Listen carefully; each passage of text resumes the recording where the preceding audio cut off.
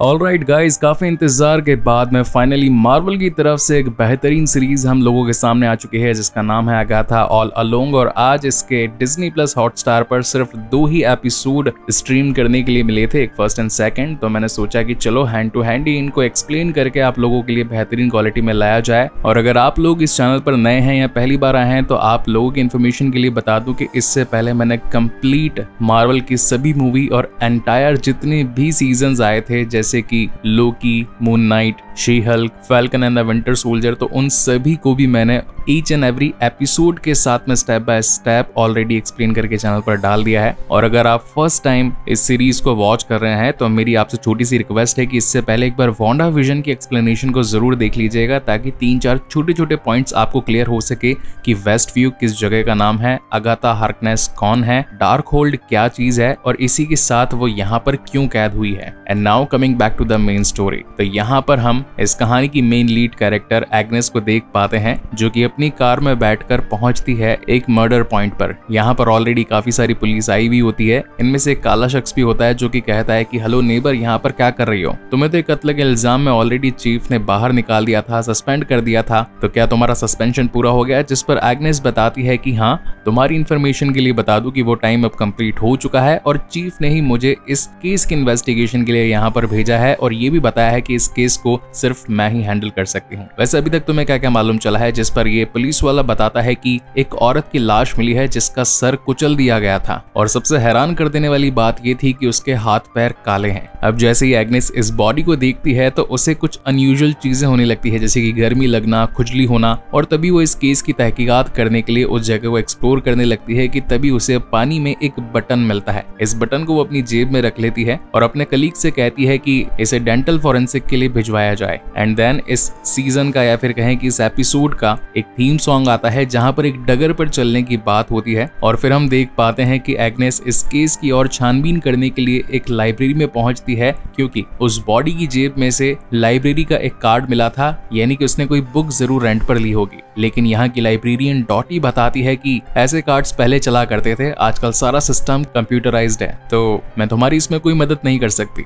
मगर एग्नेस उसे ही बुरा भला कहने लगती है और पूछती है चिल्लाकर कि आखिर तुम कल रात 1 से 3 बजे तक कहां पर थी? अब कहीं उस लाइब्रेरियन यानी कि डॉटी की बेइज्जती ना हो जाए, इसलिए वो कहती है कि ठीक है, मैं एक बार बुक नेम से उस पर्सन को फाइंड आउट करने की कोशिश करती हूँ, जहां पर उसे एक बुक का नाम पता चलता है। अब जब एग्नेस उस बुक शेल्फ के पास में पहुंचती है तो वो पूरा सेगमेंट जला हुआ था, जहां पर एक अननोन पर्सन आकर बताता है कि आज से करीब 3 साल पहले इस लाइब्रेरी में आग लगी थी और इस सेगमेंट की सारी किताबें जल गई, एक भी नहीं बची। मगर इन किताबों को देखने से साफ पता चल रहा था कि यहाँ पर किसी ने आग नहीं जलाई बल्कि कोई काला जादू किया था जो कि सिर्फ इसी सेगमेंट की किताबों को नुकसान पहुंचाने के लिए किया गया था। एंड देन वो अपने ऑफिस पहुंचती है।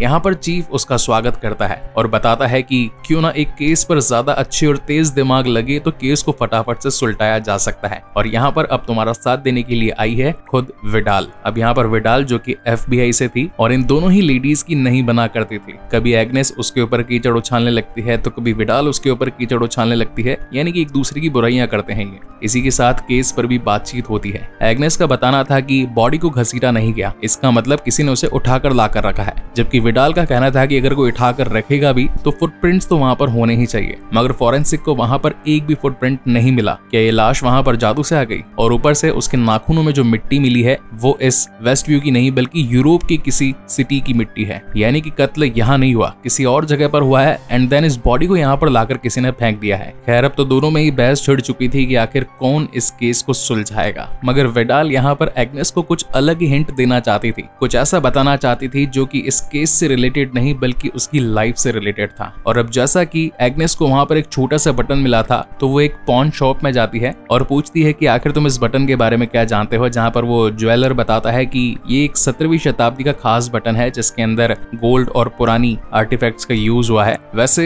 ये एक बटन ही नहीं, एक लॉकेट भी है और इसमें किसी के बाल हैं। एग्नेस समझ जाती है कि ये जरूर किसी काले जादू से रिलेटेड है। तभी वो ज्वेलर कहता है कि क्या तुम इसे बेचना चाहोगी, मैं इसके 200 दूंगा। मगर एग्नेस उसे बिना बेचे वहां से निकल जाती है। एंड देन रात भर अपने केबिन में बैठकर उस पूरे केस के ऊपर अपनी जांच पड़ताल करने लगती है। उसे कुछ क्लूज भी मिलते हैं जिनके कैपिटल लेटर को जब वो अलग सेपरेट लिखती है तो यहाँ पर हम व्यूअर्स को शब्द दिखाई पड़ता है डार्क होल्ड। और ये वो ताकत थी जो कभी अगाथा हार्कनेस के पास में हुआ करती थी बीइंग अ चुड़ैल। वेल, मगर अभी उसके पास में ये पावर्स नहीं है। कि तभी चीफ वहां पर आ जाता है और कहता है कि अगाथा दिन भर से काम कर रही हो, अपने घर जाओ, और वो उसकी लाइट बंद कर देता है। एंड देन यहाँ से अगाथा अपने घर की तरफ जाती है और फिर एक बिस्तर को देखती है जो कि लग रहा था कि किसी बच्चे का बिस्तर होगा, और वहां पर ढेर सारे प्राइजेस भी पड़े थे। जिसके बाद में वो अपने खरगोश को उठाती है कि तभी कोई घर की घंटी बजाता है, और जब वो दरवाजा खोलने के लिए पहुंचती है तो वहां पर विडाल खड़ी थी और बताती है कि इस जमाने में अगर कोई औरत घर का भी काम करे और बाहर का भी काम करे तो फिर उसे खाना कौन खिलाएगा, इसलिए मैं तुम्हारे लिए पिज्जा लेकर आई हूँ। और अब ये दोनों ही दो बियर्स लेकर आराम से पिज्जे के मजे उठाने लगती है कि तभी विडाल का उससे कहना था कि आखिर तुम्हें नहीं लगता कि ये केस तुम्हारे किसी पास्ट से रिलेटेड है। खैर अभी एग्नेस की यादें ताजा नहीं हुई थी, वो पूरी तरीके से अपनी पुरानी यादों को भूल चुकी थी, और तभी उसे अपने घर में कुछ आहट आती है। ऐसा लग रहा था कि मानो कोई शख्स घर के अंदर कुछ ढूंढ रहा है, और जैसे वो ऊपर के कमरे में पहुंचती है तो एक चोर वहां से कुछ लेकर के भागता है। अब क्योंकि पेशे से एग्नेस एक पुलिस वाली थी तो उस चोर के पीछे पड़ जाती है। इन दोनों के बीच में अच्छा खासा चेज आता है, मगर तभी एक कार से वो टकरा जाता है। एंड देन उसे पुलिस थाने के अंदर बिठा दिया जाता है और पूछा जाता है कि आखिर इस मर्डर से तुम्हारा क्या वास्ता है, और ऊपर से तुम मेरे घर में आकर के क्या चीज चुरा रहे थे। तो ये लड़का बताता है कि आपका नाम अगाथा है और मैं आपका बहुत बड़ा फैन हूँ, और रही बात इस कत्ल की तो मैं इसके बारे में कुछ नहीं जानता। खैर यहाँ पर बार बार अगाथा उस कांच को देख रही थी जिसके पीछे विडाल खड़ी थी, क्योंकि यहाँ पर इंटरोगेशन चल रहा था, और अब यहाँ पर ज्यादा जानकारियां जुटाने के लिए वो उस पर जोर जबरदस्ती करती है, मगर थोड़ा सा कॉमेडिक वे लग रहा था, और पूछती है कि आखिर ये मर्डर किसने किया, इस डेड बॉडी के बारे में क्या जानते हो। मगर वो लड़का बताता है कि ये तो किसी गार्डन की फोटोज है, आखिर मेरा इनसे क्या वास्ता, मुझे नहीं पता कि आप किस मर्डर के बारे में बात कर रही हैं और बार बार उस तस्वीर को क्यों देख रही हैं। तब यहाँ पर पता चलता है कि उसके सामने जो कांच था वो एक तस्वीर में बदल चुका था, या फिर सिर्फ उसकी एक इमेजिनेशन थी कि विडाल उसे खड़े होकर पीछे से देख रही थी। एंड देन रात को वो मॉर्चरी पहुंचती है उसी बॉडी के पास में उसकी और ज्यादा तहकीकात करने के लिए कि आखिर इस लड़की का नाम क्या था, ये मरी क्यों,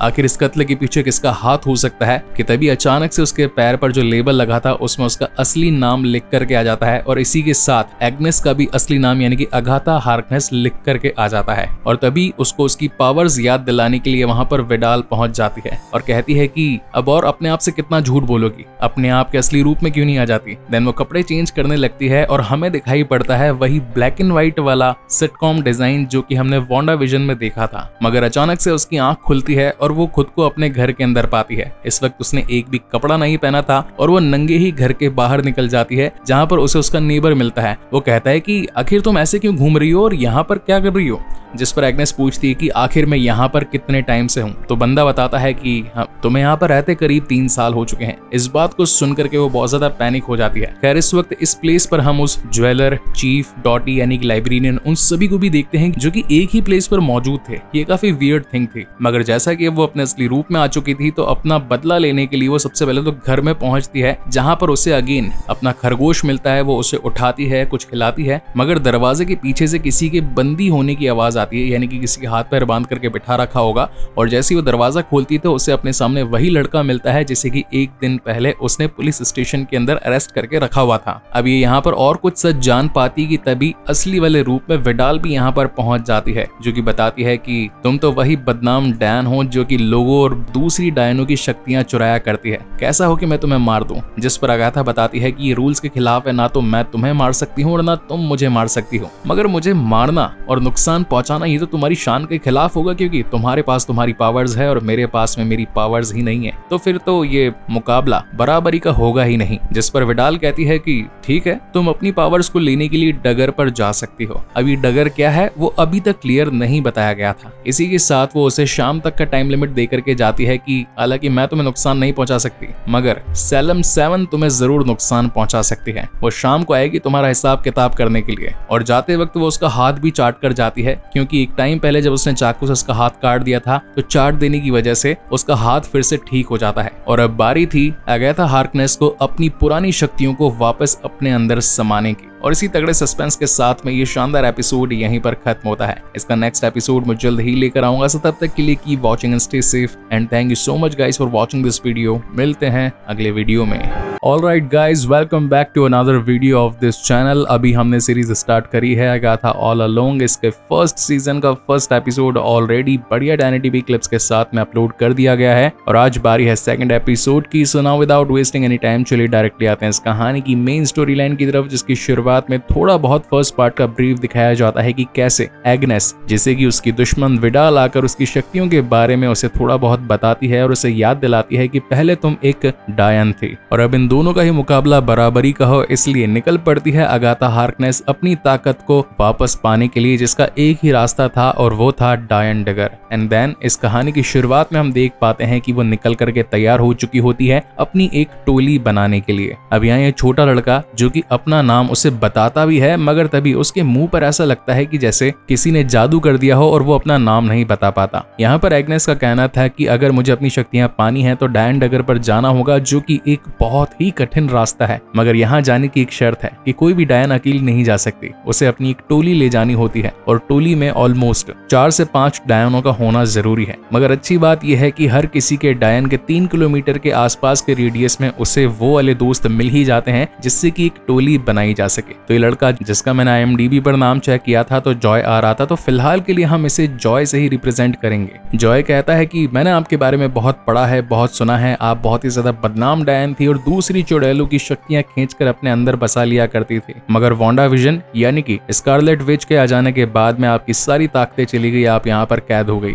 जिस पर एग्नेस का कहना था कि हाँ वो एक बुरा हादसा था, मगर मैं अब अपनी ताकत वापस पाकर रहूंगी। जॉय कहता है कि मैंने इस डगर के बारे में भी बहुत सुना है, क्या मैं भी आपके साथ चल सकता हूँ? एंड वही यूजुअल सीन की जब वो उसका नाम पूछती है तो मुंह पर ऐसा लग रहा था कि किसी ने जादू से उसका नाम बंद कर दिया। हालांकि लड़का बताना तो बहुत कुछ चाह रहा था अपने बारे में, मगर मुंह पर हुई इस जादू की वजह से एग्नेस कुछ समझ नहीं पाती और अब इस डायन डगर के लिए निकल पड़ती है अपने कुछ साथियों को लेने के लिए। खैर यहाँ पर कुछ कॉमेडी सीन्स भी हैं कि वो गाड़ी चलाने के लिए पहले घर में ही एक होममेड गाड़ी पर ट्राई करती है, मगर उसे याद आता है कि ये तो असली गाड़ी है ही नहीं। एंड देन वो घर के बाहर आकर जॉय से कहती है कि अपनी गाड़ी लेकर आओ, ड्राइविंग तुम करोगे। इसी के साथ वो उस पॉइंट पर भी आती है जहां पर हमने वो सीन देखा था वांडा विजन के 9th एपिसोड के अंदर की किस तरीके से ये वही प्लेस था जहां पर वांडा यानी कि स्कारलेट विच ने अपनी पूरी ताकतों को इस्तेमाल करके इस पूरे वेस्ट व्यू को अपने कब्जे में कर लिया था, हर किसी का माइंड वॉश कर दिया था और इसी वजह से जाते वक्त एग्नेस उस प्लेस पर थूक करके जाती है। एंड देन ये लोग गाड़ी में बैठ चुके होते हैं। ये लड़का उसका बहुत ही ज्यादा दिमाग खाने लगता है और कहता है कि आखिर जब आपके पास में पावर्स आ जाएंगी तो आप क्या क्या करेंगी, क्या उनमें से मुझे भी कुछ सिखाएंगी, मैं आपका चमचा बनने के लिए तैयार हूँ, वगैरह वगैरह। एंड देन ये लोग बातें करते कराते अपने 3 किलोमीटर के पहले रेडियस में पहुंच जाते हैं एक डायन के पास में, जो कि पेशे से एक तांत्रिक थी और लोगों को ये बताया करती थी कि आपके पुराने बीत गए लोग आपसे कैसे कांटेक्ट कर सकते हैं। तो बेसिकली यहाँ पर वो एक मीडियम सोर्स का काम कर रही थी, जो कि इंसानी दुनिया और मृत्यु लोक के बीच का द्वार खुलवा करके अपने परिवार लोगों को आपस में मिलाया कर सकती थी। तो यहाँ पर एग्नेस एक नाटक रचती है और बताती है कि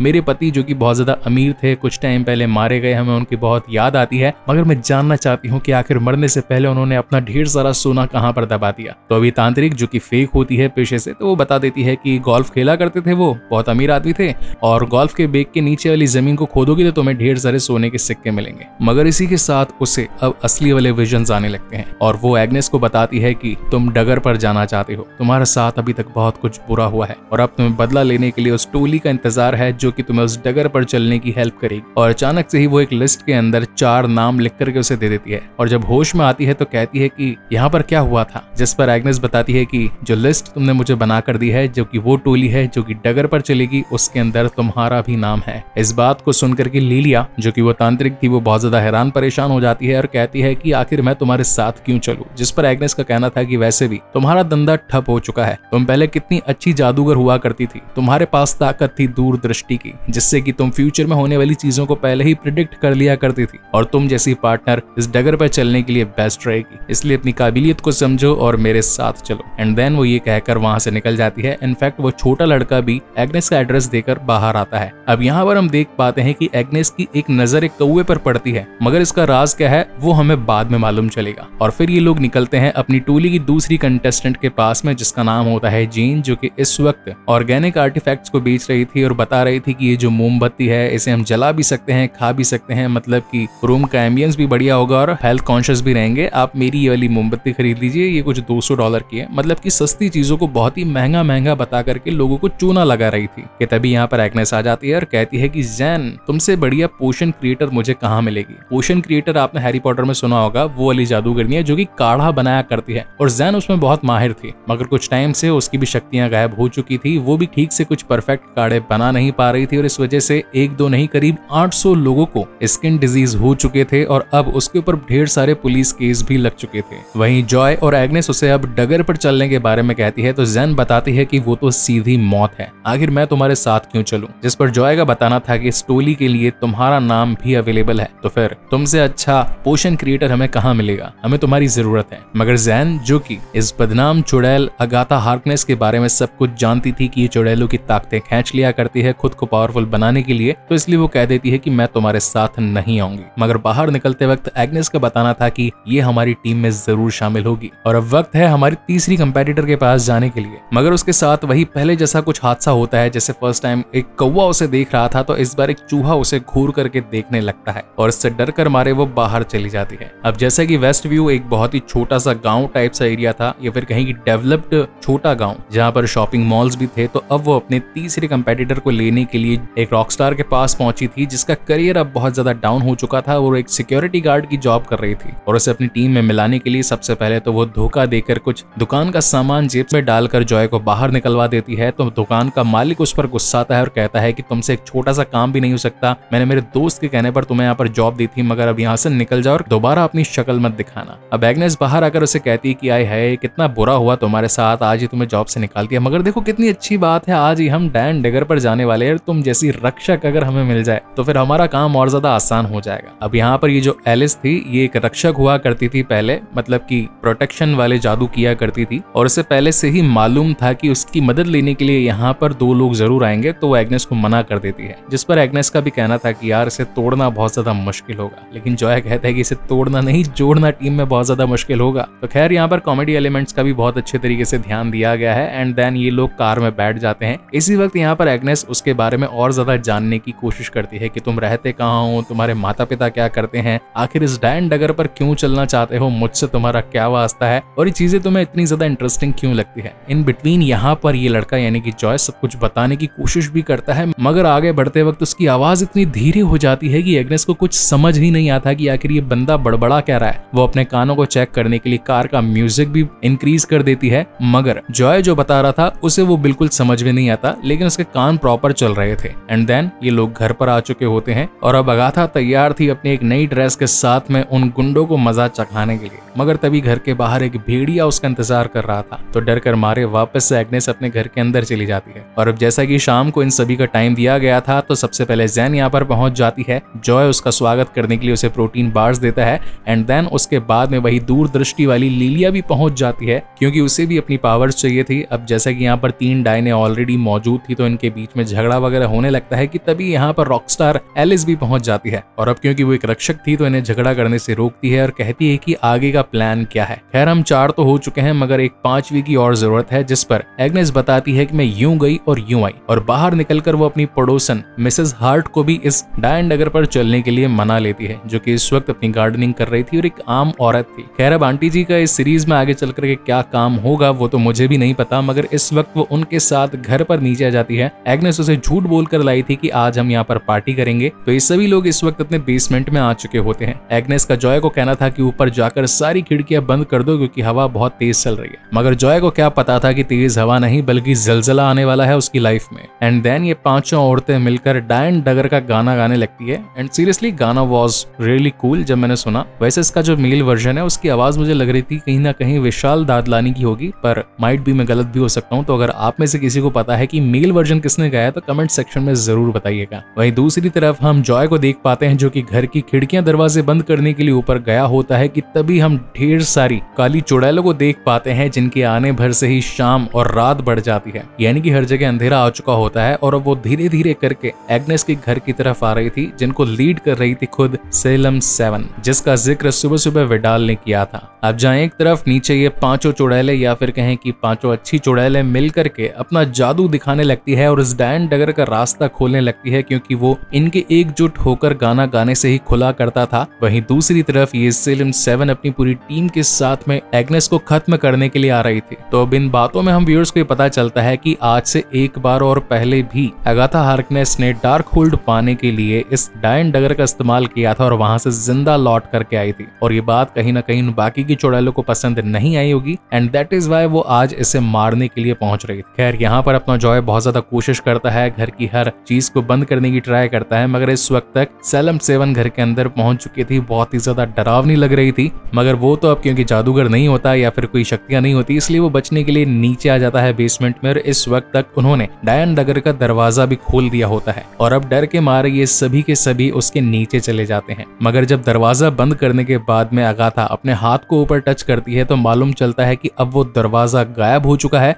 ऐसा लग रहा था मानो मिट्टी से उसे बंद कर दिया हो या दफना दिया गया हो। और अब यहाँ पर उस जगह का थोड़ा सा व्यू दिखाया जाता है कि कैसे दीवारों में ब्लू कलर की रोशनी चमक रही है और उन्हीं रोशनियों का पीछा करते करते वो नीचे आ पहुंचती है जहाँ पर उसकी बाकी की टीममेट्स भी होती है। और यहाँ से शुरुआत होती है डायन डगर, जहाँ पर ये सभी की सभी औरतें अपने जूते खोल करके नंगे पैर फूलों या फिर कहें कि उस सूखे पत्ते वाली जगहों पर चलने लगती है। और इसी तगड़े सस्पेंस के साथ में ये शानदार एपिसोड यहीं पर खत्म होता है। आई होप गाइस की डिटेल्ड एक्सप्लेनेशन और ये वीडियो आप लोगों को पसंद आया, और अगर आया है then please do like, comment and share this video as much as possible, क्योंकि यार बार बार क्लिप के साथ एक्सप्लेन करने में बहुत सारे क्लेम्स आते हैं। तो फाइनली आ गया। वीडियो अच्छा लगा हो तो प्लीज चैनल को जाते जाते सब्सक्राइब जरूर कीजिएगा, क्योंकि इसका थर्ड एपिसोड और भी ज्यादा इंटरेस्टिंग होने वाला है। सो तब तक के लिए keep watching and stay safe and thank you so much guys for watching this video. मिलते हैं अगले वीडियो में। Alright guys, welcome back to another episode of Agatha all along. अभी तक इसका फर्स्ट एंड सेकंड पार्ट जो कि streaming हुआ था और डिज्नी प्लस हॉटस्टार पर, उसका बेहतरीन 1080p क्लिप्स के साथ में एक्सप्लेनेशन ऑलरेडी चैनल पर अपलोडेड है। और ये बताते हुए मुझे बहुत खुशी हो रही है कि इंडिया का ये one of the finest channel है जिसने अभी तक MCU का each and every episode, movie, कोई सीरीज या फिर कार्टून एनिमे सब कुछ अपलोड कर रखा है। वो बहुत ही शानदार क्वालिटी में डीप ड्राइव एक्सप्लेनेशन के साथ में। तो जितने भी नए व्यूअर्स हैं उन सभी से रिक्वेस्ट है कि अगर एक बार आपने उस पुराने मास्टरपीस को नहीं देखा तो फिर क्या देखा है, मगर ये सारी चीजें देख करके आप MCU यानी कि मार्वल सिनेमैटिक यूनिवर्स का एक पार्ट बन सकते हैं। So now coming back to the main story. कहानी की शुरुआत में ही दिखाया जाता है कि किस तरीके से अब ये 5 औरतें निकल चुकी होती है डायन डगर पर। हर किसी की दिली ख्वाहिश थी, किसी को मुक्ति चाहिए थी तो किसी को अपनी माँ के कातिल का पता लगाना था, तो किसी को अपनी ताकतें वापस चाहिए थी। तो इसी तरीके से डिफरेंट काइंड ऑफ पर्सन की डिफरेंट डिमांड्स होती हैं और अब उन्हीं सभी चीजों को पाने के लिए ये लोग निकल पड़ते हैं अपने सामने दिखाए गए रास्ते पर। लेकिन जो आंटी जी होती हैं जिनका नाम होता है शरण, लेकिन अगाथा उन्हें मिसेस हार्ट के नाम से जाना करती थी, तो हर वक्त उन्हें समझाती रहती है कि हम जो है अपनी खोई ताकतें पाने के लिए इस राह पर निकल पड़े हैं। आंटी जी को पसंद नहीं था, वो तो कह रही थी कि तुमने मुझसे झूठ बोला, पार्टी के नाम पर न जाने कहाँ ले आई हो, मैं तो यहाँ से जा रही हूँ। और वो उनसे नजरें चुरा करके भाग जाती है, कहीं जाकर के बैठ भी जाती है और थकी हुई होने के कारण जोर जोर से सांसें लेने लगती है कि तभी जो जादुई जगह थी, वो डायन डगर थी,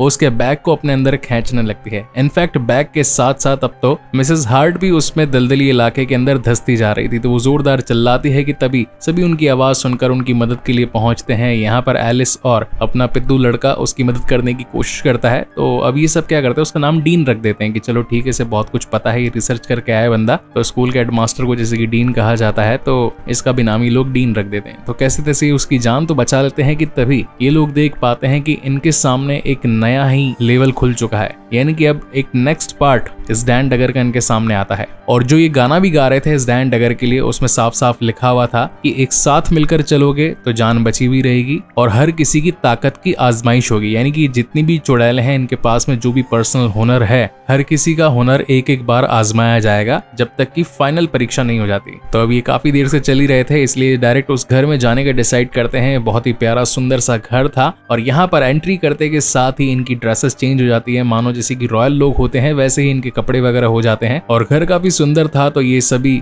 उस घर में घूम घूम कर वहां की चीजें देखने लगते हैं कि तभी डीन के हाथों एक पोस्ट कार्ड लगता है जिसके अंदर यहाँ यानी कि स्टार्स की पहली पहेली थी, जिसमें लिखा था कि मेरी उम्र है बहुत खास और मैं हूँ जाना पहचाना सा। अब इस पहेली का राज सुलझाने के लिए ये लोग इधर उधर देख ही रहे होते हैं कि तभी आंटी जी जो होती है वो कहती है कि ढूंढूंगी बाद में, पहले ये मस्त वाइन पड़ी है, इसे पी लेती हूँ। तो सभी कहते हैं कि बिंगो, आपने तो पहेली सुलझा दी। एक वाइन ही तो है जिसकी उम्र बहुत ज्यादा होती है और उसका टेस्ट जाना पहचाना सा होता है, क्योंकि फ्रूट से बनती है और ऊपर से सभी इसे पीते हैं। मगर जैसे ही उसका एक सिप पीते हैं तो वहां पर 30 मिनट की टाइमिंग स्टार्ट हो जाती है, मतलब काउंटडाउन शुरू हो जाता है, यानी कि इस पहेली का काउंटडाउन था। अब ये जो अपनी पोशन मास्टर होती है यानी कि जेन, जो कि बता देती है कि इसे पीने के बाद में यार कुछ अलग अलग सी फीलिंग्स आ रही है ये जरूर मंत्र जाल से युक्त होगी, यानी कि पहले घबराहट होगी, फिर दिमागी संतुलन खोने लगेगा, अजीब अजीब से भ्रम आएंगे और फिर एंड में मौत। जिस पर अगाथा कहती है कि यार तुम तो पोशन एक्सपर्ट हो, जल्दी से इसका एंटीडोट बनाओ। तो अब ये सभी इसके एंटीडोट बनाने के लिए अलग अलग सी चीजें ढूंढने लगते हैं, जैसे कि 3 करोड़ साल पुरानी लाश का जीवाश्म। अब ये क्या होता है कि लाशें जब अंदर जमीन में हो जाती है तो उनका पेट्रोलियम काइंड ऑफ बन जाता है। अब यहाँ पर कोई गाड़ी थी नहीं, किसी का पेट्रोल निकाल नहीं सकते थे, तो अब जो जेन बनाया करती थी अपने प्रोडक्ट को, जो बोला करती थी कि ऑर्गेनिक है, मगर उसमें भी वो पेट्रोलियम का यूज किया करती थी। तो इसीलिए ये सभी जाकर के उसकी अलग अलग क्रीम एंड प्रोडक्ट्स को लेकर के आते हैं। वहीं कुछ दूसरे केमिकल्स को लाने के लिए ये लोग आधी आधी टीम में बढ़ चुके होते हैं, हर कोई अलग अलग दिशा में निकल के जा चुका होता है। अब जैसे ही इन्होंने ये वाइन वगैरह पी थी तो इसी वजह से हर किसी को अलग अलग हेलुसिनेशन आने लगते हैं। सबसे पहले हम देख पाते हैं कि लिलिया, जिसके पास में दूरदृष्टि थी, उसे अलग अलग ख्याल आने लगते हैं और वो अगाथा को उसकी जान बचाने के बारे में इंस्ट्रक्शन देने लगती है। वहीं पर एलिस को एक रूम से धुआं उठता नजर आता है, तो जैसे ही वो उसे खोलती है, अंदर पहुंचती है, तो यहाँ उसे अपनी माँ दिखाई पड़ती है, जो कि बताती है कि तुम्हारी नानी की आज डेथ हो गई और अब मेरी भी होने वाली है। और इसी के साथ वो कोई जहर या फिर कोई पोशन पी लेती है। एलिस उन्हें मना भी करती है, मगर तब तक उसका ये भ्रम टूट चुका होता है। वहीं पर हम लिलिया को देख पाते हैं, जो कि एक औरत का पीछा करते हुए जाती है। लग रहा था मानो उसकी बेटी थी, मगर तभी अचानक से वो एक ऐसे रूम में पहुंचती है जो कि बहुत ज्यादा डरावना था और कोई काली चुड़ैल उसके सामने आ गई थी। वहीं हम जेन को देख पाते हैं, जिसके सामने एक सर्जन या फिर कहें कि कोई पुराना साइंटिस्ट खड़ा था, जो कि उसी की डुबा करके जान लेने वाला होता है। मगर कैसे तैसे ये सभी वापस से अपने होशो हवास में आ जाते हैं और जेन, जो कि एक पोशन एक्सपर्ट थी, वो इस मंत्र जाल का तोड़ बनाने के लिए एक ऐसा पोशन बनाने लगती है। कोई कढ़ाई वढ़ाई तो वहां पर थी नहीं, तो ये वॉश बेसिन को ही यूज करने लगते हैं, उसमें सारे प्रोडक्ट मिला देते हैं और उबालने के लिए नीचे तो आग लग नहीं सकती थी, तो डीन क्या करता है, मछलियों का पानी गर्म रखने के लिए जिस हीटर को लगाया जाता है उसे यूज कर देता है, तो काम इनका बनने लगता है। मगर तभी अगाथा को वहां एक बच्चे के रोने की आवाज आती है। अब इस एपिसोड की शुरुआत में ही कहीं ना कहीं बता दिया गया था कि अगाथा ने डार्क होल्ड यानी कि सारी बुरी पावर्स को पाने के लिए खुद अपने बच्चे का सौदा किया था। और इस पूरे एपिसोड में इस डीन का जिस तरीके से बिहेवियर था या फिर जिस तरीके से वो अगाथा के साथ बिहेव कर रहा था, मुझे तो कहीं ना कहीं लग रहा है कि फ्यूचर में चल के यही पता चलेगा कि ये इसका बेटा है, जिसे किसी और चुड़ैल ने अपने कब्जे में करके अगाथा से बदला लेने के बारे में इसे यहाँ पर भेजा होगा। तो कुल मिलाकर के पोषण बन तो जाता है, मगर 90% बनता है। 100% बनने में अभी भी कुछ दिक्कत आ रही थी, क्योंकि उसका कलर नीला होना चाहिए था, वो भी हरा था। जेन अब अपनी उम्मीद हार चुकी थी कि तभी अगाथा उसे समझाती है कि देखो, ये डगर हर किसी का टेस्ट लेती है, उसे अपनी अंतिम छोर तक पूरी हिम्मत से हार नहीं माननी चाहिए। तुम्हारी जादू की ताकतें तुमसे जा चुकी है, मगर तुम्हारा हुनर तुम्हारे अभी भी अंदर ही है, तो कैसे भी करो हम सबकी जान बचाओ। जहां पर वो कहती है कि मुझे खून की जरूरत है, एक ऐसे खून की जिसने ये वाइन नहीं पियो। तो उनको याद आता है कि भाई डीन ने तो वाइन पी नहीं है, तो फटाफट से अगाथा उसका हाथ काट देती है और खून की कुछ ड्रॉप्स उस पोशन में मिला देती है। और जैसे ही पोशन में वो बूंदे जाती है, उसका कलर नीला हो जाता है और उस एंटीडोट को ये सभी पी लेती है कि तभी उन्हें पता पड़ता है कि भैया टाइमिंग तो अभी भी खत्म नहीं हुई। तो इन्हें याद आता है कि आंटी जी को अभी तक इन्होंने पिलाया नहीं, वो अभी भी बेहोश पड़ी है, उनकी हालत खराब है। मगर जैसे ही उसे पिलाते हैं तो टाइम लिमिट खत्म हो जाने की वजह से इनका जो घर पानी के अंदर चला गया था, तो अब पानी कांच तोड़कर पूरे घर के अंदर फैलने लगता है। लेकिन अब क्योंकि ये पोशन बनाने में कामयाब हो चुके थे, पहली को सुलझा चुके थे, तो वहां एक माइक्रोवेव का दरवाजा खुल जाता है, जिसके अंदर ये सभी जाकर के अपनी जान बचा लेते हैं। और फिर एक फिसल पट्टी से फिसलते हुए न जाने कहां वापस से पहुंचते हैं और ये जगह आकर के खुलती है अगेन डायन डगर में। हालांकि बाकियों की तो जान बच चुकी होती है, मगर इस एपिसोड के एंडिंग में हम देख पाते हैं कि टाइम पर एंटीडोट न मिल पाने की वजह से मिसेस हार्ट मर चुकी होती है। और जब बाकी लोग कहते हैं कि शरण की जान चली गई, तो अगाथा कहती है कि शरण, मैं तो ऐसी किसी औरत को जानती ही नहीं। और इसी तगड़े सस्पेंस के साथ ये शानदार एपिसोड यहीं पर खत्म होता है। आई होप गाइस की डिटेल्ड एक्सप्लेनेशन आप लोगों को पसंद आया हो, और अगर आया है then please do like, comment and share this video as much as possible, क्योंकि सिर्फ टीनेज ही नहीं, बहुत सारे बड़े बूढ़े लोग भी एमसीयू की सीरीज को बेहद पसंद करते हैं। तो उनको दिखाइए, शेयर कीजिए, क्योंकि क्वालिटी कंटेंट पर सभी का हक है। इसके बाद में इसका नेक्स्ट एपिसोड जो कि और ज्यादा इंटरेस्टिंग होने वाला है, मैं जल्द ही लेकर आऊंगा। सो तब तक के लिए keep watching and stay safe, and thank you so much guys for watching this video. मिलते हैं अगले वीडियो में। चल चल उस डगर पर, डायन डगर पर। सॉरी गाइस, तो शुरू करते हैं एपिसोड 4 को। तो बेसिकली यार ये गाना जो है एकदम दिमाग में चढ़ गया है, काफी ज्यादा पसंद आया मुझे यार। जब से मैंने इसको देखा है, सुना है यार, बार बार इसी को ही गुनगुना रहा था। सो now without wasting any time, चलिए डायरेक्टली आते हैं इस नई web series called Agatha all along के सीजन 1 एंड एपिसोड 4 की तरफ, जिसकी शुरुआत में हम डायन डगर को देख पाते हैं। यहाँ पर सारी चुड़ैलें मौजूद होती है। अब यहाँ पर एक हरी हरी डायन की बार बार बातचीत हो रही थी। और अगर आपने सीजन 1 के एपिसोड 1 को भी अगर ध्यान से देखा होगा तो ये बाकी की 4 डायने जब पूछती है तो अगाथा कहती है कि मैं अभी भागकर अभी जाकर के लेकर आती हूँ हरी डायन को। और वो लेकर आई थी मिसेस हार्ट को, मगर लास्ट मोमेंट पर हुए टास्क की वजह से उनकी डेथ हो चुकी थी। और अब उन्हें श्रद्धांजलि देने के लिए या फिर कहें कि आखिरी ट्रिब्यूट तो यहाँ पर टीन मतलब जो अपना लड़का है इसी के साथ एलिस मिलकर एक खड्डा खोदते हैं और मिसेस हार्ट को उसके अंदर डाल देते हैं। और अब जब बात आती है आगे बढ़ने की तो जीन कहती है कि हम बिना टूली के आगे बढ़ ही नहीं सकते, हमें एक आखिरी यानी कि 5वीं हरी डायन भी चाहिए जिसकी मदद से ही हम आगे जा पाएंगे। जबकि अगाथा का कहना था कि शायद तुमने वो डैन डगर का गाना ठीक से नहीं सुना, अगर टोली हो 2 की तो मंजिल हो करीब। जबकि एलिस का भी कहना था कि नहीं, टोली जब तक कंप्लीट नहीं होगी तब तक बाकी आगे नहीं जा सकते, आगे के टास्क भी कंप्लीट नहीं होंगे, हमें किसी न किसी की जरूरत तो पड़ेगी ही। मगर अगाथा का कहना था कि जितने मेंबर्स कम होंगे ताकत उतनी ही ज्यादा मिलेगी। मगर अब सभी के जोर डालने पर वो भी मान जाती है। अब यहाँ पर डायनो की खास बात थी कि अगर ये डगर पर भी हो और अगर किसी को बुलाना चाहे जो कि ऑलमोस्ट 3 किलोमीटर के रेडियस में हो तो ये अपनी जादुई शक्ति से उसे बुलाया जा सकता है। तो अब इनके घर के आसपास जैसे कि पुलिस वाली थी तो विडाल यानी कि रियो भी वहीं पर ही थी। तो अब जब ये सभी अपने जादू को करने लगती है, अपनी अपनी बातें बताने लगती है कि हमें एक ऐसी डायन चाहिए जो कि होशियार हो, तेज हो, सुंदर हो, अपने जादू में माहिर हो, तो तभी जमीन को फाड़ फुड़ा करके वहां पर पहुंच जाती है विडाल। वह अगाथा को उसकी उम्मीद नहीं थी कि यहाँ पर वही आएगी, क्योंकि एक टाइम से ही वो उसकी दुश्मन बनी फिर रही थी और अब अगेन उसका सामना विडाल से हो गया तो वो बहुत ज्यादा परेशान थी और वो उसे बुरा भला कहकर वहां से जाने लगती है, जबकि बाकी लोगों को उससे कोई प्रॉब्लम नहीं थी। अब यहाँ पर जो रक्षक चुड़ैल थी या फिर कहें कि एलिस, जिसे कि आगे जाना गवारा नहीं था क्योंकि इस डगर पर ही उसकी माँ की डेथ हुई थी और यही रीजन था कि वो उन सभी का साथ छोड़कर पीछे से वापस चले जाना चाहती थी। जब वो जाने भी लगती है तो अगाथा कहती है कि क्या तुम डगर पर ही जा रही हो, क्योंकि जिस रास्ते पर वो जा रही थी एक जो इनके सामने घर था उसने अपनी जगह शिफ्ट करके उन्हीं के सामने मौजूद कर लिया था अपने आप को। एंड देन हम उसका दरवाजा देख पाते हैं जो कि आधा चांद था, यानी कि सूर्य का पहर, मतलब कि अब जो भी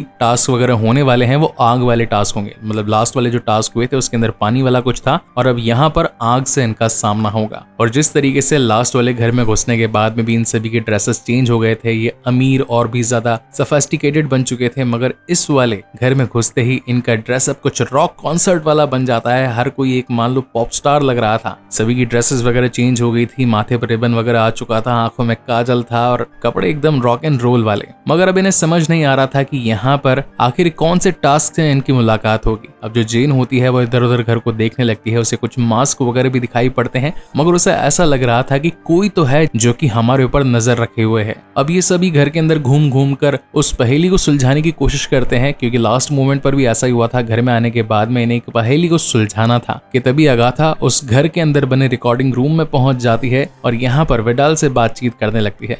विडाल का भी कहना था कि यार तुम जैसी बदनाम डैन तो किसी भी ग्रुप में होनी नहीं चाहिए। अब यहाँ पर क्या करती है, वो एक चाल खेल देती है, माइक को ऑन कर देती है और उसका ये प्लान था कि मारेगी तो वो खुद, बाकी सभी डायनों को अपना काम निकल जाने के बाद में, मगर रियो से ये बातें निकलवा लेती है कि जब हम डगर के सारे टास्क को कंप्लीट कर लेंगे तो फिर बाद में क्या प्लान होगा। तो वो भी मुंह से बक ही देती है कि हाँ, जब सब मर जाएंगे तो हम सारी ताकतें पालेंगे, फिर इनका कोई काम नहीं रहेगा। अब ये सारी बातें जो थी स्पीकर में बाहर उन्होंने सुन ली थी और वो सभी अब उस पर गुस्सा हो चुके थे। मगर इसी बीच टीन को यानी कि अपने पिंटू भाई को मिल चुका था एक क्लू। उसके पास में एक सीडी आती है जिस पर लिखा था प्ले मी, और जैसे ही वो उसे प्ले करने लगता है तो कुछ मंत्र वगैरह फैलने लगते हैं। अब ये जो मंत्र थे बेसिकली काले जादू के थे, जिसने अपने आप को प्ले करवाते ही इन सभी को श्राप दे दिया था। और अब देखते ही देखते इन सभी की बॉडी में गर्मी बढ़ने लगती है। अब यहाँ पर एलिस जो कि रक्षक जादूगरनी थी या फिर कहेंगी रक्षक चुड़ैल, तो वो अपने डैगर से एक मंत्र बोलकर इन सभी के इर्द गिर्द एक घेरा बना देती है जो कि इस आग यानी कि जलन को कम कर सके। अब ऐसे पहले एक को संभालती है, फिर दूसरी को भी संभालती है, मगर धीरे धीरे करके हर किसी के अंदर गर्मी बढ़ने लगी थी। इन्हें कुछ समझ नहीं आ रहा था कि आखिर गर्मी बढ़ जाने के बाद में फिर भी जब हम जादू से उसको खत्म कर देते हैं तो कंधे पर एक निशान बन जाता है। क्या ये किसी श्राप का निशान है? तो हर कोई एक दूसरे को घूरने लगता है कि आखिर ये श्राप हमारे पीछे आया कैसे। तब इनको पता लगता है कि एलिस, जिसकी पीढ़ी को ही श्राप मिल चुका था, पहले नानी फिर उसकी माँ, और अब इसी के कंधे को जब ये चेक करते हैं तो उसके कंधे पर भी सेम टू सेम वैसा ही निशान पाया जाता है। ये किसी बुरी आत्मा का श्राप था जो कि इनके खानदान को तरसा रहा था। लेकिन अब जैसा कि इन सभी को श्राप से मुक्त होना था, क्योंकि अब वो श्राप भी इन लोगों के सभी यानी कि इन डायनों के ऊपर भी चढ़ चुका होता है और यहाँ से निकलने के लिए उन्हें कोई भी रास्ता मिल नहीं रहा था। तभी लीलिया जो थी, जिससे कि विजन्स वगैरह आया करते थे, तो वो कहती है कि गाना गाना पड़ेगा। अब यहाँ पर ये जो डायन डगर का सॉन्ग है, इसके अलग अलग वर्जन्स अलग अलग डायनो ने क्रिएट किए थे, अलग अलग वर्स वगैरह गाए थे। तो जो लॉर्ना लू यानी कि एलिस की मॉम थी, उसी ने सबसे बेटर सबसे भयंकर वाला डायन डगर का वर्स गाया था। और यही गाना अभी सभी मिलकर एक साथ गाने लगते हैं। कोई गिटार पकड़ लेता है, तो कोई बेस गिटार, तो कोई पियानो, तो कोई माइक, तो कोई ड्रम, और अब यही नया वर्स जो कि लॉर्ना लू ने गाया था, और अब उसी को ये सभी गुनगुनाने लगते हैं। चल चल उस डगर पर, डायन डगर पर। यार मस्त है यार गाना यार ये। खैर आपको ये कैसा लगता है? मुझे तो खैर बहुत पसंद आया। अगर आपको भी पसंद आया देन प्लीज कमेंट सेक्शन में मुझे जरूर बताइएगा। और अब यहाँ पर जो ये गाना था, इसके जो वर्स थे, यानी कि इसके अंदर जिन भी शब्दों का प्रयोग किया गया था वो काले जादू को मिटाने के बारे में था। धीरे धीरे करके इस पूरे घर के अंदर आग लगने लगती है, हर कोई झुलसने लगता है, मगर तभी वो श्राप जो कि एक काइंड ऑफ चमगादड़ भेड़िए जैसा पता नहीं क्या मिक्सअप था, वो इनके सामने आ चुका था। एलिस को वो दिख भी रहा था और अब एलिस से अपना बदला उतारने के लिए वो उसी के कंधे पर बैठ जाता है और अपने नाखूनों से उसको जकड़ लेता है। काइंड ऑफ ये वही निशानी थी जो कि इसकी पूरी पीढ़ियां झेल रही थी, मगर उस गाने की ताकत ने उसे वहीं पर झुलसाकर मार दिया। और इसी के साथ इस घर का श्राप खत्म होता है। ये सब कुछ यानी कि सारे लोग श्राप मुक्त हो जाते हैं। एंड देन ये लोग जो पियानो बजा रहे थे उसमें से इस घर से निकल जाने का दरवाजा खुल जाता है, तो ये सभी बाहर आ जाते हैं। मगर दिक्कत की बात ये थी कि थोड़े टाइम पहले चिंटू पिंटू पर जो हमला हुआ था वो एक कांच से टकराकर दूसरे कमरे में गिर गया था, तो उसके पेट में कांच का एक टुकड़ा धंस गया था और अब उसका बहुत ज्यादा खून निकल रहा था। हर किसी को लगता है कि इस वाले टास्क ने भी एक इंसान की जान ले ली, मतलब जैसा कि लास्ट वाले टास्क में हुआ था, मिसेस हार्ट मारी गई थी उस टास्क को कंप्लीट करते करते, तो इस वाले में भी कुछ ऐसा ही हुआ। अब यहाँ पर जो लोग थे वो सभी जेन को दोष देने लग रहे थे और कह रहे थे कि तुम्हारी वजह से मिसेस हार्ट की जान गई। तो यहाँ पर हुआ ये था कि बाकी सबने वाइन के सिर्फ एक ग्लास पिए थे, मगर मिसेस हार्ट ने 2 ग्लास पिए थे। तो अगर एंटीडोट बनाया गया, सभी ने एक एक ग्लास एंटीडोट पिया, तो नॉर्मली आंटी जी को 2 ग्लास मिलने चाहिए थे, जबकि एक ही मिला, एंड दैट इज वाई वो मारी गई। यानी कि जेन ने बनाया तो सही था, मगर अब यार पोर्शन ही कम मिलेगा तो फिर इंसान जिएगा कैसे? तो यहाँ पर भी अब सभी लोग जेन पर अगेन विश्वास करके उसको कहते हैं कि कैसे भी करो ठीक करो। तो वो पानी को चांदनी में एक ऐसे जादू के साथ मिलाती है और फिर टीन के घाव पर डाल देती है। हालांकि पहले सभी को ये लग रहा था कि तुमने डीन की जान ले ली, वो मारा गया, मगर इस वक्त वो बेहोश था। हालांकि जिंदा हो गया था, मगर बातचीत न कर पाने की वजह से सिर्फ लेटा हुआ था। तो ये सभी साइड में जाकर आंख जलाकर आपस में बातचीत करने लगते हैं और अपने पुराने गमों को, किस्सों को एक साथ साझा करने लगते हैं। हर कोई बताते हैं कि पास्ट में मेरे साथ क्या हुआ, मैंने कितनी जंगों के अंदर हिस्सा लिया, मैं कितने साल की हूँ। तो मतलब इन सभी की बातों से ये तो पता चल रहा था कि ये सारी डायने ऑलमोस्ट 100, 200, 300 साल के बाहर ही थी। शक्ल से हालांकि पता नहीं चल रहा था, क्योंकि जादू से इन्होंने अपने आप की उम्र को ढाल रखा था, मतलब बचा रखा था। इसी के साथ एक फनी मोमेंट भी इनके बीच में शेयर होता है कि जो डायने होती है उनके 3 निप्पल होते हैं, जहाँ पर विडाल बताती है कि मेरे पास तो 3 निप्पल है, 3 तो क्या और भी है, दिखाऊं क्या? वहीं दूसरी तरफ हम देख पाते हैं कि अब आ चुका होता है अपने चिंटू पिंटू को होश। अगाथा भी उसे मिलने के लिए यहाँ पर आती है और इन दोनों के बीच में बातचीत होती है, जहाँ पर चिंटू पिंटू बोलता है कि क्या ये लगी हुई मोहर निकाली नहीं जा सकती? जिस पर अगाथा का कहना था कि मोहर निकाली नहीं जाती, मिटाई जाती है, और वो भी तब मिटती है जब उसकी जरूरत खत्म हो जाती है। तो यानी कि माइट भी हो सकता है कि एट द एंड ये लड़का मारा जाए या फिर मंत्र जाल से मुक्त न हो पाए, सीधी इसकी डेथ ही हो जाए। ये सारी चिंता उसको सता रही थी, क्योंकि उस लड़के ने यानी कि चिंटू पिंटू ने अगाथा को उसके बेटे के बारे में भी इन्फॉर्मेशन मांगी थी, मगर बेटे का नाम सुनते ही वो थोड़ी सेंटी हो जाया करती थी। अब यहाँ पर जो विडाल थी वो भी बताने लगती है कि मेरी भी एक कहानी है, मेरे साथ में भी एक जंग हुई थी, मगर वो जंग एक ऐसे इंसान के साथ थी जिससे मैं प्यार किया करती थी। अब वो बार बार जो इशारा कर रही थी वो कहीं ना कहीं अगाथा की तरफ था। इससे उसको बुरा लगता है और वो दूर चली जाती है वॉकिंग के लिए, कि तभी विडाल उसके पीछे आती है और कहती है कि तुम जानती हो कि वो शख्स और कोई नहीं बल्कि तुम हो। तो अब ये दोनों आपस में किस करने ही वाली थी कि तभी विडाल बताती है कि जैसा तुम सोच रही हो वैसा नहीं है, वो लड़का जिसे तुम अपना बेटा समझ रही हो वो तुम्हारा बेटा नहीं है। और अब ये दोनों पिछले जन्म में या फिर पिछले कुछ सालों में आपस में कैसे कनेक्टेड थे, इसी राज के साथ में ये तगड़ा एपिसोड यहीं पर खत्म हो जाता है। सचमुच काफी सस्पेंसफुल था ये। सो गाइस, आपको ये वीडियो, ये एक्सप्लेनेशन कैसी लगी प्लीज मुझे लाइक, कमेंट एंड शेयर करके जरूर बताइएगा। और अगर पहली बार इस चैनल पर आए हैं तो प्लीज इसे सब्सक्राइब जरूर कीजिएगा, क्योंकि यार आजकल हम लेटेस्ट वीडियो को बिल्कुल जल्द से जल्द, मतलब कि गर्मा गर्म लाकर परोस देते हैं आप लोगों को। तो इतनी मेहनत के पीछे थोड़ा सा आप लोगों का सपोर्ट तो बनता ही है। इसका नेक्स्ट एपिसोड भी जैसे ही नेक्स्ट वीक आएगा हम फटाफट से आप लोगों के लिए लेकर आएंगे। तब तक के लिए keep watching and stay safe and thank you so much guys for watching this video. मिलते हैं अगले वीडियो में। अगाथा ऑल अलोन के सीजन 1 एंड एपिसोड 5 में आप लोगों का स्वागत है। वेल फर्स्ट ऑफ ऑल मैं आप लोगों से सॉरी कहना चाहता हूँ, ये एपिसोड एपिसोड कल ही आ जाना चाहिए था, मगर घर में पूजा एंड ऑल दूसरे काम भी चल रहे थे। दैट इज द रीजन थोड़ा सा लेट हो गया हूँ। मगर जैसे ही next episode hand to hand upload होगा डिज्नी प्लस हॉटस्टार पर, वैसे ही तुरंत 1-2 घंटों के अंदर आपको आपका एक्सप्लेनेशन मिल जाएगा। तो फ्री के अंदर मजे लूटने के लिए तैयार हो जाइए। सो now without wasting any time चलिए डायरेक्टली आते हैं इस कहानी की मेन स्टोरी लाइन की तरफ, जिसकी शुरुआत में पुराना एक छोटा सा ब्रीफ दिखाया जाता है कि कैसे सेलम 7 पीछे पड़ चुकी थी अगाथा के, और अब उन्हीं से अपनी जान बचाने और अपनी शक्तियों को वापस पाने के लिए वो निकल चुकी थी डगर पर। लेकिन इस डगर पर भी ये उनका पीछा नहीं छोड़ते। अब यहाँ पर इनसे बचने के लिए ये उनसे तेज भागने के बारे में सोचते हैं। तभी इन्हें एक पुराने जादू के बारे में टीन बताता है। टीन यानी कि वही लड़का जो कि अभी तक मंत्र जाल के अंदर कैद होता है। नाम तो खुद का बता नहीं सकता मगर अच्छी अच्छी टेक्निक्स इनको जरूर बता देता है। तो यहाँ पर ये सभी झाड़ू पर बैठकर उड़ने के बारे में सोचती है। तो ये सभी आसपास के पेड़ तनों को तोड़ ताड़ करके उन पे एक मैजिक स्पेल डाल करके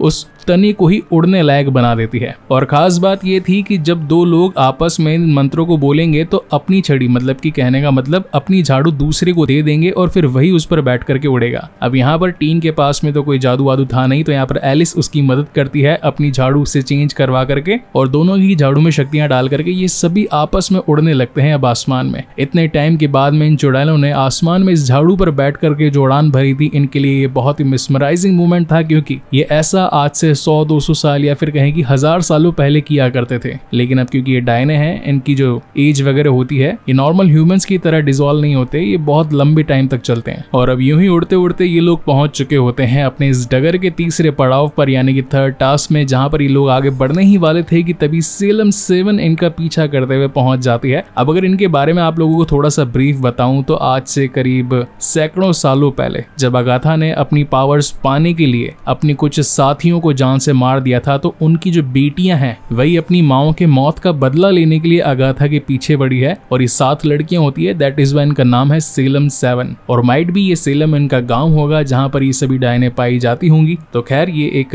मेरी पर्सनल थ्योरी है, मैं यहाँ पर सही भी हो सकता हूँ, गलत भी हो सकता हूँ। अगर किसी को सेलम के बारे में सही इन्फॉर्मेशन है तो कमेंट सेक्शन में बाकी लोगों को बता सकता है। तो अब ये लोग पहुंच चुके होते हैं अपने तीसरे पड़ाव यानी कि चंद्र ग्रहण के पड़ाव में। इस टास्क के अंदर आते ही इनके कपड़े चेंज हो जाते हैं, ऐसा लगता है जैसे पजामा पार्टी घर में चल रही हो, मतलब कुछ एक्सरसाइज करने वाली भी ड्रेसिंग होती है इनकी। ऐसा पिछली 2 बार भी हो चुका था। फर्स्ट टाइम एकदम स्टैटिक लुक इनका आ चुका था, बहुत ही ज्यादा रॉयल लग रहे थे। सेकंड वाले में थोड़ा म्यूजिकल माहौल हो चुका था। थर्ड वाले में काइंड ऑफ जिमिंग टाइप सा या फिर पजामा पार्टी जैसा माहौल हो चुका था। जिमिंग इसलिए क्योंकि एक्सरसाइज वाले कपड़े थे, और पार्टी इसलिए क्योंकि घर के अंदर रंगीलियां फैली हुई थी। और अब जैसा कि हर घर में आ जाने के बाद में इन्हें एक पहेली सुलझानी पड़ती थी, तो यहाँ पर भी इनके सामने एक पहेली आती है जो कि था ओइजा बोर्ड। अब इस ओइजा बोर्ड के थ्रू बुलाया जाता है दूसरी दुनिया की या फिर कहें कि हमारी ही दुनिया के मर जाने वाले लोगों की आत्माओं को इस दुनिया में फिर से कांटेक्ट करने के लिए। ये एक मीडियम सोर्स की तरह काम करता है, जहां पर इस गेम के थ्रू पूछे जाने वाली आत्मा का पहले नाम गैस किया जाता है, फिर उसका काम गैस किया जाता है, और फिर उसकी एक अधूरी छूट गई ख्वाहिश को पूरा करने की कोशिश की जाती है। मतलब कि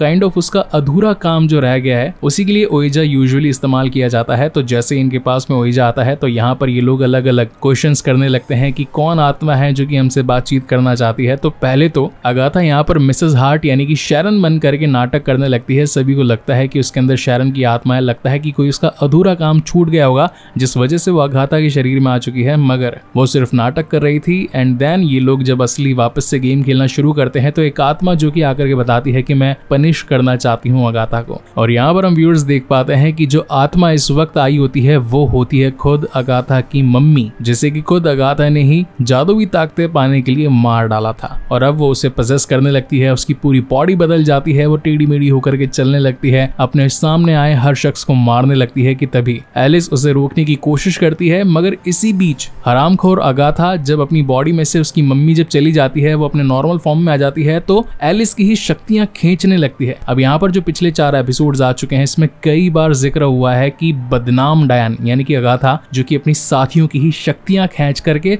और भी ज्यादा ताकतवर बनना चाहती थी, तो यहाँ पर वो एक अपना असली रूप दिखा डालती है या फिर कहें कि अपने पत्ते खोल देती है और अपनी ही साथियों की इस डगर पर जान लेने की कोशिश करती है, यानी कि एलिस की शक्तियां ले लेती है और इसी बीच एलिस की जान चली जाती है। अब यहाँ पर जो बाकी की डायन होती है वो अगाथा को कोसने लगती है, कहने लगती है कि आखिर तुम चाहती क्या हो, क्या यहाँ पर तुमने हम सबको मरवाने के लिए बुलाया है। लेकिन विडाल जो कि हमेशा से ही उसके अगेंस्ट हुआ करती थी, न जाने क्यों इस बार उसका साथ देती है और बाकी सभी को कहती है कि इससे लड़ो मत, अभी हमें आगे डगर में इसकी और हेल्प हेल्प लगेगी। और अब जैसा कि इस घर का टास्क था कि आपकी पुरानी यादें आपके पास में लौट करके आएंगी, तो यानी कि जो आत्मा थी अगाथा की मम्मी वो लौट करके आई थी, इन्हें मारना भी चाहती थी, पनिश करना चाहती थी, मगर एलिस के डर से जा चुकी होती है। तो एक तरीके से टास्क तो इनका कंप्लीट हो चुका होता है, मगर इस कंप्लीटेशन के चलते यहाँ पर एलिस ने अपनी जान गंवा दी होती है, यानी कि अब रक्षक डायन इनके साथ में नहीं है। वेल बाहर आने के बाद में अगाथा उस पाई गई पावर को और ज्यादा चेकआउट करने लगती है और बहुत ज्यादा खुश हो रही होती है अंदर ही अंदर कि तभी टीन वहां पर आता है और कहता है कि तुम्हें ऐसा नहीं करना चाहिए था, तुम चाहती तो अपने आप को रोक सकती थी उसकी पावर्स लेने से, मगर तुमने ऐसा नहीं किया क्योंकि तुम्हारी आदत में ही शुमार है हर किसी को बहलाना फुसलाना, उसकी ताकत लेना और अगर जरूरत ना हो तो फिर उसको मार भी डालना। तुम अपनी आदतों से बाज नहीं आओगी। मगर इस पर अगाथा उस पर चिल्ला देती है और कहती है कि तू है ही कौन, तू मेरा क्या ही बिगाड़ लेगा। लेकिन इसी बीच अपने टीन को गुस्सा आ जाता है और अब वो भी अपना असली रूप दिखा डालता है। और अब ये जो बाकी की डायने होती है ये उसकी ताकतों के सामने टिक नहीं पाती और धरती के अंदर यानी कि उस डगर में धंसने लगती है। और यहाँ पर हम उस लड़के का असली चेहरा देख पाते हैं। वेल मुझे लग रहा है कि ये मेफिस्टो है जो कि माइट बी इसी सीरीज का विलन बन करके यहाँ पर आया है और अब उसने खड़ी कर दी है इन सभी डायनों के सामने तगड़ी मुसीबत, क्योंकि अब सेलम 7 के साथ साथ अब इन डायनों का सामना हमारे टीन से भी होने वाला है। तो गाइज आगे आने वाले एपिसोड्स और भी ज्यादा इंटरेस्टिंग होने वाले हैं, खतरनाक होने वाले हैं। और जैसा कि मैंने आप लोगों से वादा किया कि नेक्स्ट टाइम जैसे ही इनके एपिसोड अपलोड होंगे 2-3 घंटों के अंदर आपको आपका कंटेंट देखने के लिए मिल जाएगा। आई होप गाइज की वीडियो ये एक्सप्लेनेशन आप लोगों को पसंद आया होगा और अगर आया है then please do like comment and share this video as much as possible, क्योंकि ऐसी ही वीडियोस हम आप लोगों के लिए लाते रहते हैं। और अगर पहली बार इस चैनल पर आए हैं देन प्लीज इसे सब्सक्राइब जरूर कीजिएगा। इसका नेक्स्ट एपिसोड हम जल्दी लेकर आएंगे, सो तब तक के लिए keep watching and stay safe. Thank you so much guys for watching this video. मिलते हैं अगले वीडियो में। Welcome back to another episode of Agatha all along. आज हम इसके सीजन 1 एंड एपिसोड 6 के बारे में बातचीत करने जा रहे हैं एंड आई होप कि आपने इसके पिछले एक्सप्लेन करे हुए 1 से लेकर के 5 तक के सारे एपिसोड्स देख लिए होंगे। और अगर नहीं भी देखे होंगे तो एज यूजुअल हमेशा की ही तरह इस वीडियो की डिस्क्रिप्शन में उन वाले वीडियोस की प्लेलिस्ट का या फिर डायरेक्टली उन्हीं वीडियोस का लिंक मिल जाएगा, जाकर एक बार चेकआउट जरूर कीजिएगा, क्योंकि अभी तक इतने सारे ट्विस्ट एंड टर्न्स आ चुके हैं और अगर आपने आज से ही इसे देखना स्टार्ट किया है तो आपका भेजा घूम जाएगा। That is why my humble request to check it out the other यानी कि ओल्ड वाले episodes. So now without wasting any time चलिए डायरेक्टली आते हैं इस कहानी की मेन स्टोरी लाइन की तरफ, जिसकी शुरुआत में हल्का फुल्का पुराना सा पास्ट दिखाया जाता है कि कैसे टीन, जिसे कि अभी तक बिना नाम के हमने इस एपिसोड या फिर पूरी सीरीज में देखा है, उसका पास्ट दिखाया जाता है कि कैसे वो इस वेस्ट व्यू शहर के अंदर अब अपनी ओथ ले चुका होता है। मतलब जैसे काइंड ऑफ कोई इंसान बचपन में अगर किसी मंदिर में जाकर या फिर किसी मॉनेस्ट्री में जाकर के एक मॉन्क या फिर पुजारी बनने की कोशिश करता है तो उससे पहले कुछ ओथ यानी कि शपथ ग्रहण करनी पड़ती है। तो इसी तरीके से यहाँ का भी कुछ ऐसा रूल है। तो यहाँ पर हम उसके माता पिता को भी देख पाते हैं और इस बंदे का एक्चुअल नाम होता है विलियम कैटलिन। अब इस शपथ ग्रहण समारोह के बाद में रात को होती है पार्टी जो कि रखी गई थी उसी के पेरेंट्स के थ्रू। यहाँ पर ढेर सारे लोग आए हुए थे, शहर के बहुत सारे नामचीन लोग भी मौजूद थे। तो इसी बीच पार्टी करते कुराते उसे सामने एक भविष्य देखने वाली औरत का छोटा सा कैबिन दिखाई पड़ता है। तो वो पहुंच जाता है अपने भविष्य के बारे में जानने के लिए। अब यहाँ पर हम देख पाते हैं लिलिया को। ये बात एक्चुअली है आज से 3 महीने पुरानी, यानी कि ये जो सीरीज का टाइमलाइन चल रहा है, जब वो अगाथा से मिला था तो उसके 3 महीने पहले क्या क्या हादसे हुए हैं, ये कहानी वहीं से ही टेक प्लेस कर रही है। मतलब एक तरीके से ये पास्ट में चल रही होती है। अब लिलिया जब फर्स्ट टाइम विलियम से मिलती है, उसके भविष्य के बारे में बताना शुरू करती है, उसका हाथ देखती है, मतलब कि पाम रीडिंग जिसे कहा जाता है, और देखते ही वो कहती है कि तुम्हारी लाइन तो खत्म है, मतलब कि तुम तो मरने वाले हो।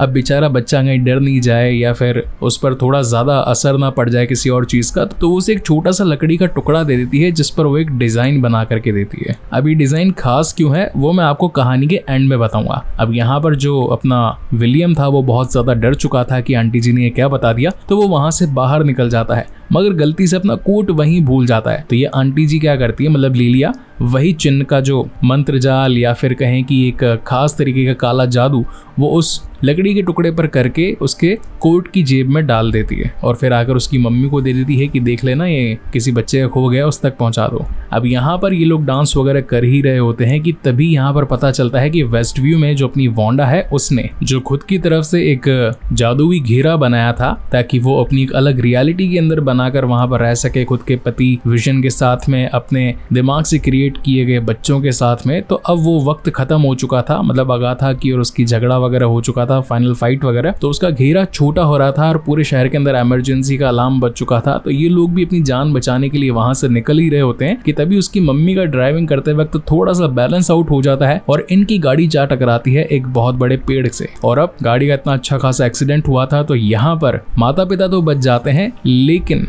विलियम की सांसें चलना बंद हो जाती है। दिखाया तो ऐसा गया है कि वो मर गया, मगर थोड़ी देर बाद में मालूम चलता है कि ये लोग पुलिस वगैरह बुलाकर लाते हैं, थोड़ी सी हेल्प मांगते हैं आजू बाजू के लोगों से और हम विलियम को जिंदा देख पाते हैं।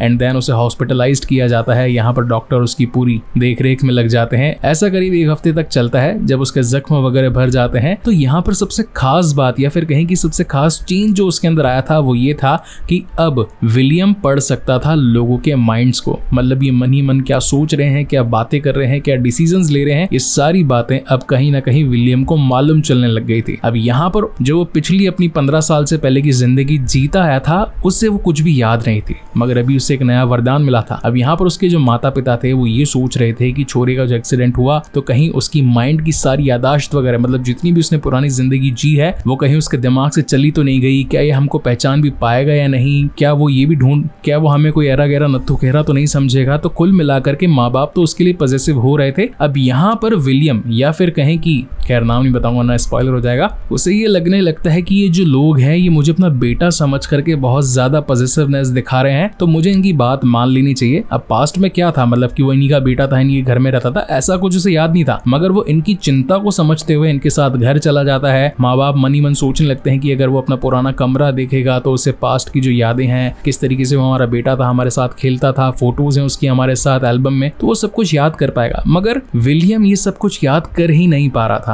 उसे ये सब कुछ बिल्कुल नया लग रहा था। उसे लग रहा था कि उसका एक नया बर्थ हुआ है, मतलब नया जन्म हुआ है उसका इस वेस्ट व्यू या फिर कहें कि इस दुनिया में। अब ऐसा करते करते 15-20 दिन और आगे निकल जाते हैं। उसके जो चेंजेस थे घर वाले तो ये बात समझ नहीं पा रहे थे, मगर सैम नाम का एक शख्स था, मतलब एक लड़का था, तो यहाँ पर विलियम को सैम से प्यार हो जाता है। ये काइंड ऑफ दोनों गे होते हैं और कार के अंदर बैठे बैठे किस भी कर लेते हैं। अब यहाँ पर जो सैम था वो ये बताना चाहता था, मतलब उसके दिल में ये बातचीत थी कि भाई विलियम आई लव यू, मगर कहने से पहले ही विलियम को समझ में आ चुका था कि उसके मन में ये है कि वो मुझसे आई लव यू कहना चाहता है। अब जैसे कि उसे मालूम तो चल गया कि ये बंदा मेरे से प्यार करता है, तो ये भी उसको आई लव यू बोल डालता है। इसी के साथ उसे कहता है कि अगर मैं कुछ तुम्हें ऐसा बताऊं जो थोड़ा अनयूजुअल हो तो क्या तुम मेरा भरोसा करोगे। जिस पर सैम कहता है कि ठीक है भाई बताओ तो क्या बात है। तो यहाँ पर अब विलियम बताना स्टार्ट करता है कि जब से वेस्ट व्यू वाली घटना घटी है, कुछ लोग जो कि वहां पर मौजूद थे और जिस दिन ये सारा प्रकोप वगैरह कांड वांड जब फिनिश हो रहा था तो मेरे साथ कुछ अजीब हुआ। मेरी मम्मी अनबैलेंस हो गई, कार टकरा गई, वहां पर उस एक्सीडेंट में मेरी जान चली गई थी, मेरा पुराना वर्जन मारा गया और पता नहीं क्यों मेरे अंदर एक नया वर्जन आ गया जिसके पास में पुराने विलियम की कोई यादें हैं ही नहीं। मुझे तो ऐसा लगता है कि मैं कोई और हूँ। अब यहाँ पर सैम उसके बारे में और कुछ समझ पाता या फिर अनसुलझी पहेलियों को सुलझा पाता, तो काफी ज्यादा कंफ्यूजन में आ चुका था वो, जहाँ पर विलियम कहता है कि मेरे घर चलो मैं तुम्हें समझाता हूँ। एंड देन वो उसको अपने घर पर लेकर जाता है। वेस्ट व्यू में जितनी भी घटनाएं घटी थी उन सभी के यूट्यूब पर वीडियोज, न्यूज़पेपर में जो कटिंग्स, कॉमिक्स के अंदर जो भी छोटी मोटी पुरानी बातचीत थी,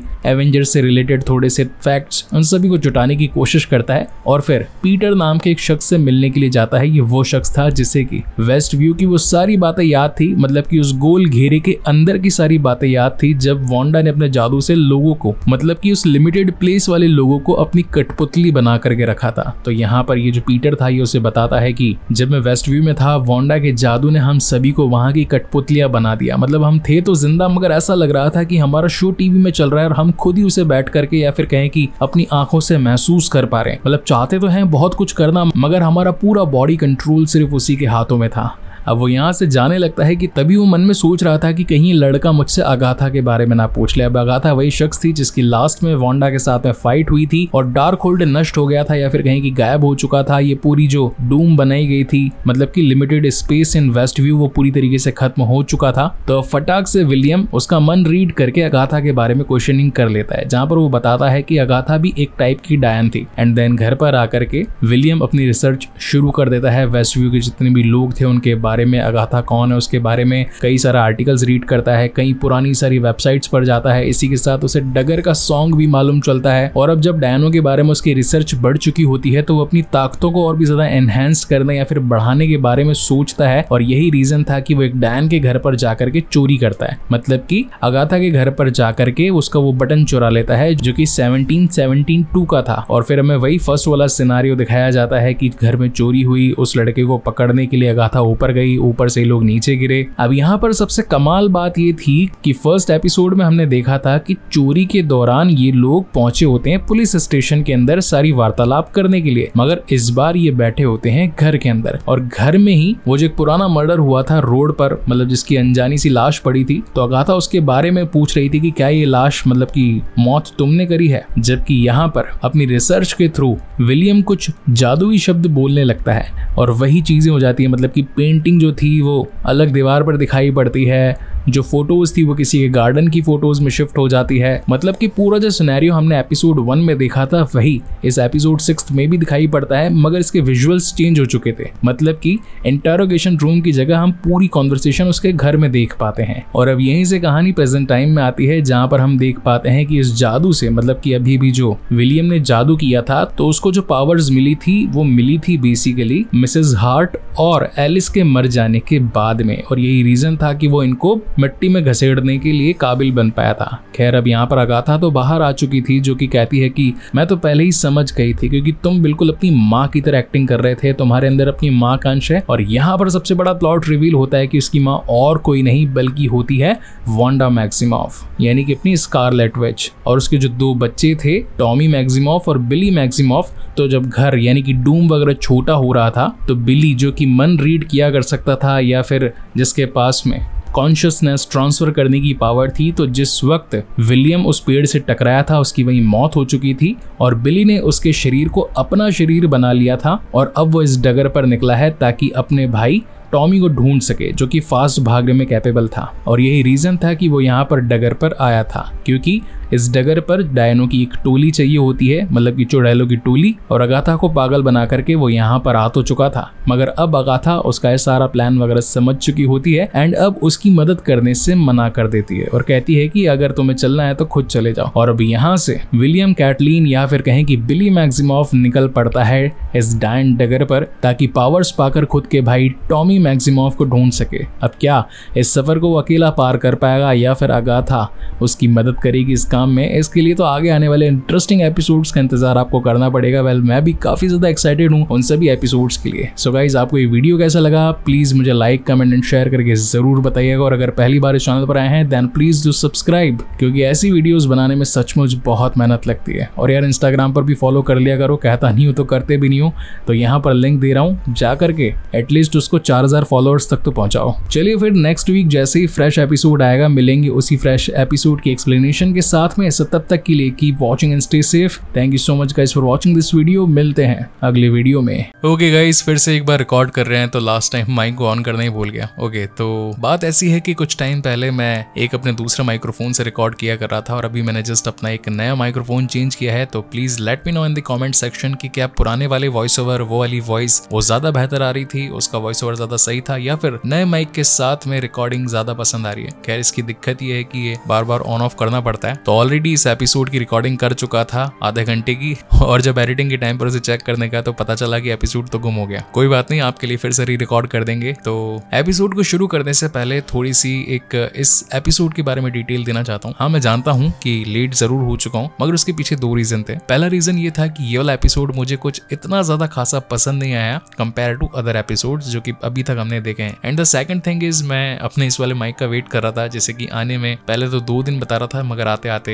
हफ्ते भर से ऊपर हो गया। That is why video late हो गया, मगर डिटेल्स आपको पूरी देंगे इस एपिसोड के बारे में। सो now without wasting any time चलिए डायरेक्टली आते हैं इस कहानी की मेन स्टोरी लाइन की तरफ, जिसकी शुरुआत में हम देख पाते हैं कि जितने भी पुराने एपिसोड्स थे जिन्हें कि हमने अगाथा के पर्सपेक्टिव से देखा था, या फिर कहें कि इसके सेकंड मेन लीड यानी कि बिली मैक्सिमॉफ के पर्सपेक्टिव से देखा था, अब वो चेंज होकर के पॉइंट कर रहा था लिलिया को। और लिलिया का रीजन ये है कि यहाँ पर जो भी अब इस एपिसोड में इवेंट्स होंगे वो थ्रू थ्रू उसके विजन के दिखाए जाएंगे। तो पुरानी इसी ब्रीफ के साथ में अब ये वाला एपिसोड शुरू होता है। अब इस एपिसोड के अंदर मतलब जैसे कि पुराने एपिसोड्स हमने देखे हैं कि बिली को गुस्सा आ चुका था अगाथा पर, उसने जोरदार का जादू कर दिया था, हर कोई जमीन में धंस गया था, मगर अगाथा वापस ऊपर आ चुकी थी और अब इन दोनों ने मिलकर के इस डायन डगर का सफर शुरू कर दिया था। अब इस डायन डगर की मुश्किलें ये थी कि हर थोड़ी देर में इनके पास में एक नया टास्क आ जाया करता था। तो जैसे ये लोग आगे चलते हैं तो एक और नया घर आ जाता है इनके सामने और ये लोग अपने उस टास्क को पूरा करने के लिए उस घर में एंटर कर जाते हैं। अब जैसे ही एंटर करते हैं तो इनकी ड्रेसिंग चेंज हो जाती है, जैसे कि पुराने वाले एपिसोड्स में भी हुआ था। तो इस बार जो चेंजमेंट आया था वो था कि बिल्ली का जो थोड़ा ड्रेसअप था या फिर उसकी लुकिंग्स थी वो बन जाती है कुछ मेलाफिसेंट जैसे कि उसके 2 सींग, जॉ लाइन होना, ब्लैक कलर की अलग अलग ड्रेस, तो वैसा ही कुछ वो मेलाफिसेंट टाइप सा बना होता है। वहीं दूसरी तरफ अपनी जो अगाथा होती है वो एक ग्रीन कलर की विच बनी होती है। ऐसी विच हमने कई बार टॉम एंड जेरी या फिर ट्वीटी और ग्रैनी वाले एपिसोड्स में भी देखी थी, जो कि एक बड़े से भगोने में या फिर हांडी के अंदर अपना पोषण यानी कि काढ़ा बनाया करती थी, फिर झाड़ू पर बैठकर उड़ जाया करती थी, लंबी नाक होती थी, ऊपर फोड़े फुंसी होती थी। तो वैसे ही कुछ अगाथा इस बार विच बनी होती है। खैर अब अंदर एंटर हो जाने के बाद में इनके सामने एक नया टास्क आता है और वो टास्क होता है टैरो कार्ड रीडिंग का। अब इस गेम के अंदर होता यह है कि बेसिकली 2 शख्स जो होते हैं, एक होता है सुनने वाला और एक होता है बताने वाला। तो अगाथा बनती है सुनने वाली शख्स और बिली बनता है बताने वाला शख्स, क्योंकि उसे थोड़ा बहुत टैरो कार्ड्स का नॉलेज होता है, मतलब कि किस तरीके से कौन से कार्ड्स आने पर सामने वाले को क्या बताना है। तो अब यहाँ पर एक खेल शुरू होता है, लेकिन यहाँ पर मुश्किलात ये थी कि अगर सामने वाले को जो सच्चाई बताई जाए और वो उससे मुकर जाए या फिर उस सच्चाई को झुटला दे तो ऊपर सीलिंग पर जो बहुत सारी तलवारें पड़ी थी उनमें से एक तलवार आकर के गिरेगी। अब चाहे तो वो लेफ्ट गिर सकती है, चाहे तो राइट गिर सकती है, और या फिर बिल्कुल सर के ऊपर वाली तलवार ही गिर सकती है, जिससे कि कुर्सी पर बैठने वाला मारा जा सकता है। तो कुल मिलाकर के टास्क तो डिफिकल्ट था ही, मगर पर्सनली कहूँ तो मुझे ये एपिसोड इतना खासा पसंद आया नहीं। हालांकि मेरी कैटेगरी के जो अलग यूट्यूबर्स हैं या अलग क्रिएटर्स हैं उन्हें ये एपिसोड बहुत ज्यादा पसंद आया, क्योंकि फ्यूचर पास्ट प्रेजेंट के अंदर ट्विस्ट एंड टर्न्स दिखाना, दिमाग के साथ थोड़ा सा खेलना, ये एक डायरेक्टर की क्रिएटिविटी को भी शो करता है और देखने वाले को भी मजा आता है। मगर पर्सनली कहूँ तो मेरे हिसाब से ये सारी चीजें 1, 2 या फिर 3 बार हो तो ठीक है, समझ में आती है। मगर इस एपिसोड के अंदर करीब ऐसा 6 से 7 बार होता है जहां पर लिलिया अपने फ्यूचर में जाकर के पास्ट वाले वर्जन को ये बता देती है कि अब ये होगा, इस टास्क में ऐसे आगे बढ़ना है। तो कहीं ना कहीं वो एक व्यूअर का दिमाग जो है उलझाने की बजाय खराब करने का काम ज्यादा कर रहा था। दैट इज वाई मुझे ये वाला एपिसोड पर्सनली इतना पसंद नहीं आया जितने पुराने बाकी एपिसोड्स थे। तो कुल मिलाकर यहाँ पर कहानी 3 जगह पैरेलल चलती जाती है। पहला पॉइंट जहाँ पर हम देख पाते हैं कि अगाथा बिली के साथ बैठकर टैरो कार्ड वाला गेम खेल रही है, जहाँ पर बिली को उसके बारे में उसकी छुपी सच्चाइयां बतानी है और इस टास्क को कंप्लीट करके बिना मरे यहाँ से निकलना है। वहीं दूसरी तरफ जैन और लिलिया जो कि जमीन के नीचे गिरे थे, वो यहाँ से बाहर निकालने का रास्ता ढूंढ रहे थे और बार बार जो लिलिया का फ्यूचर वाला वर्जन है वो आकर पास्ट में यानी कि इस वाले जैन के साथ वाले वर्जन को बताया करती थी कि फ्यूचर में ये होने वाला है, यहाँ से बच करके इस तरीके से निकलना है। और तीसरी पैरेलल कहानी उसके बचपन से रिलेटेड थी, जहाँ पर वो एक बीइंग अ स्टूडेंट अपनी टीचर के साथ बैठकर अपनी पावर्स को एनहेंस्ड कैसे किया जा सके या फिर समझा कैसे जाए, ये सारी बातें सीख रही थी। जहाँ पर उसकी टीचर का बताना यही था कि तुम्हें इन पावर्स का इस्तेमाल खुद के लिए नहीं बल्कि लोगों की भलाई के लिए करना है। अब यहाँ पर जो लिलिया थी वो अब तक ये समझ रही थी कि इसे जो पावर्स मिली है उससे बहुत ज्यादा अमीर हो जाएगी, बहुत ज्यादा शानो शौकत बरकत इसकी बढ़ती जाएगी, मगर उसका मेन एक्चुअल रीजन यही था कि उसे ये ताकत खुद के लिए नहीं बल्कि लोगों के लिए इस्तेमाल करनी थी। खैर इन 3 पैरेलल सीन्स के बीच में यहाँ पर उनकी मुसीबतें और बढ़ती जाती है, क्योंकि इस वक्त उनसे लड़ने के लिए सेलम 7 पहुंच चुकी थी। और इसी के साथ साथ हम व्यूअर्स को ये भी पता चलता है कि रियो विडाल यानी कि जो अभी तक हरी डायन का मुखौटा पहनकर घूम रही थी, इनकी साथी बन रही थी, मगर वो इनकी साथी नहीं बल्कि डेथ थी, यानी कि मृत्यु, जो कि एक टाइम पर आने के बाद में इन सभी को मिल जाएगी, मतलब हर कोई मारा जाएगा। और यही डायन डगर का मेन पर्पस था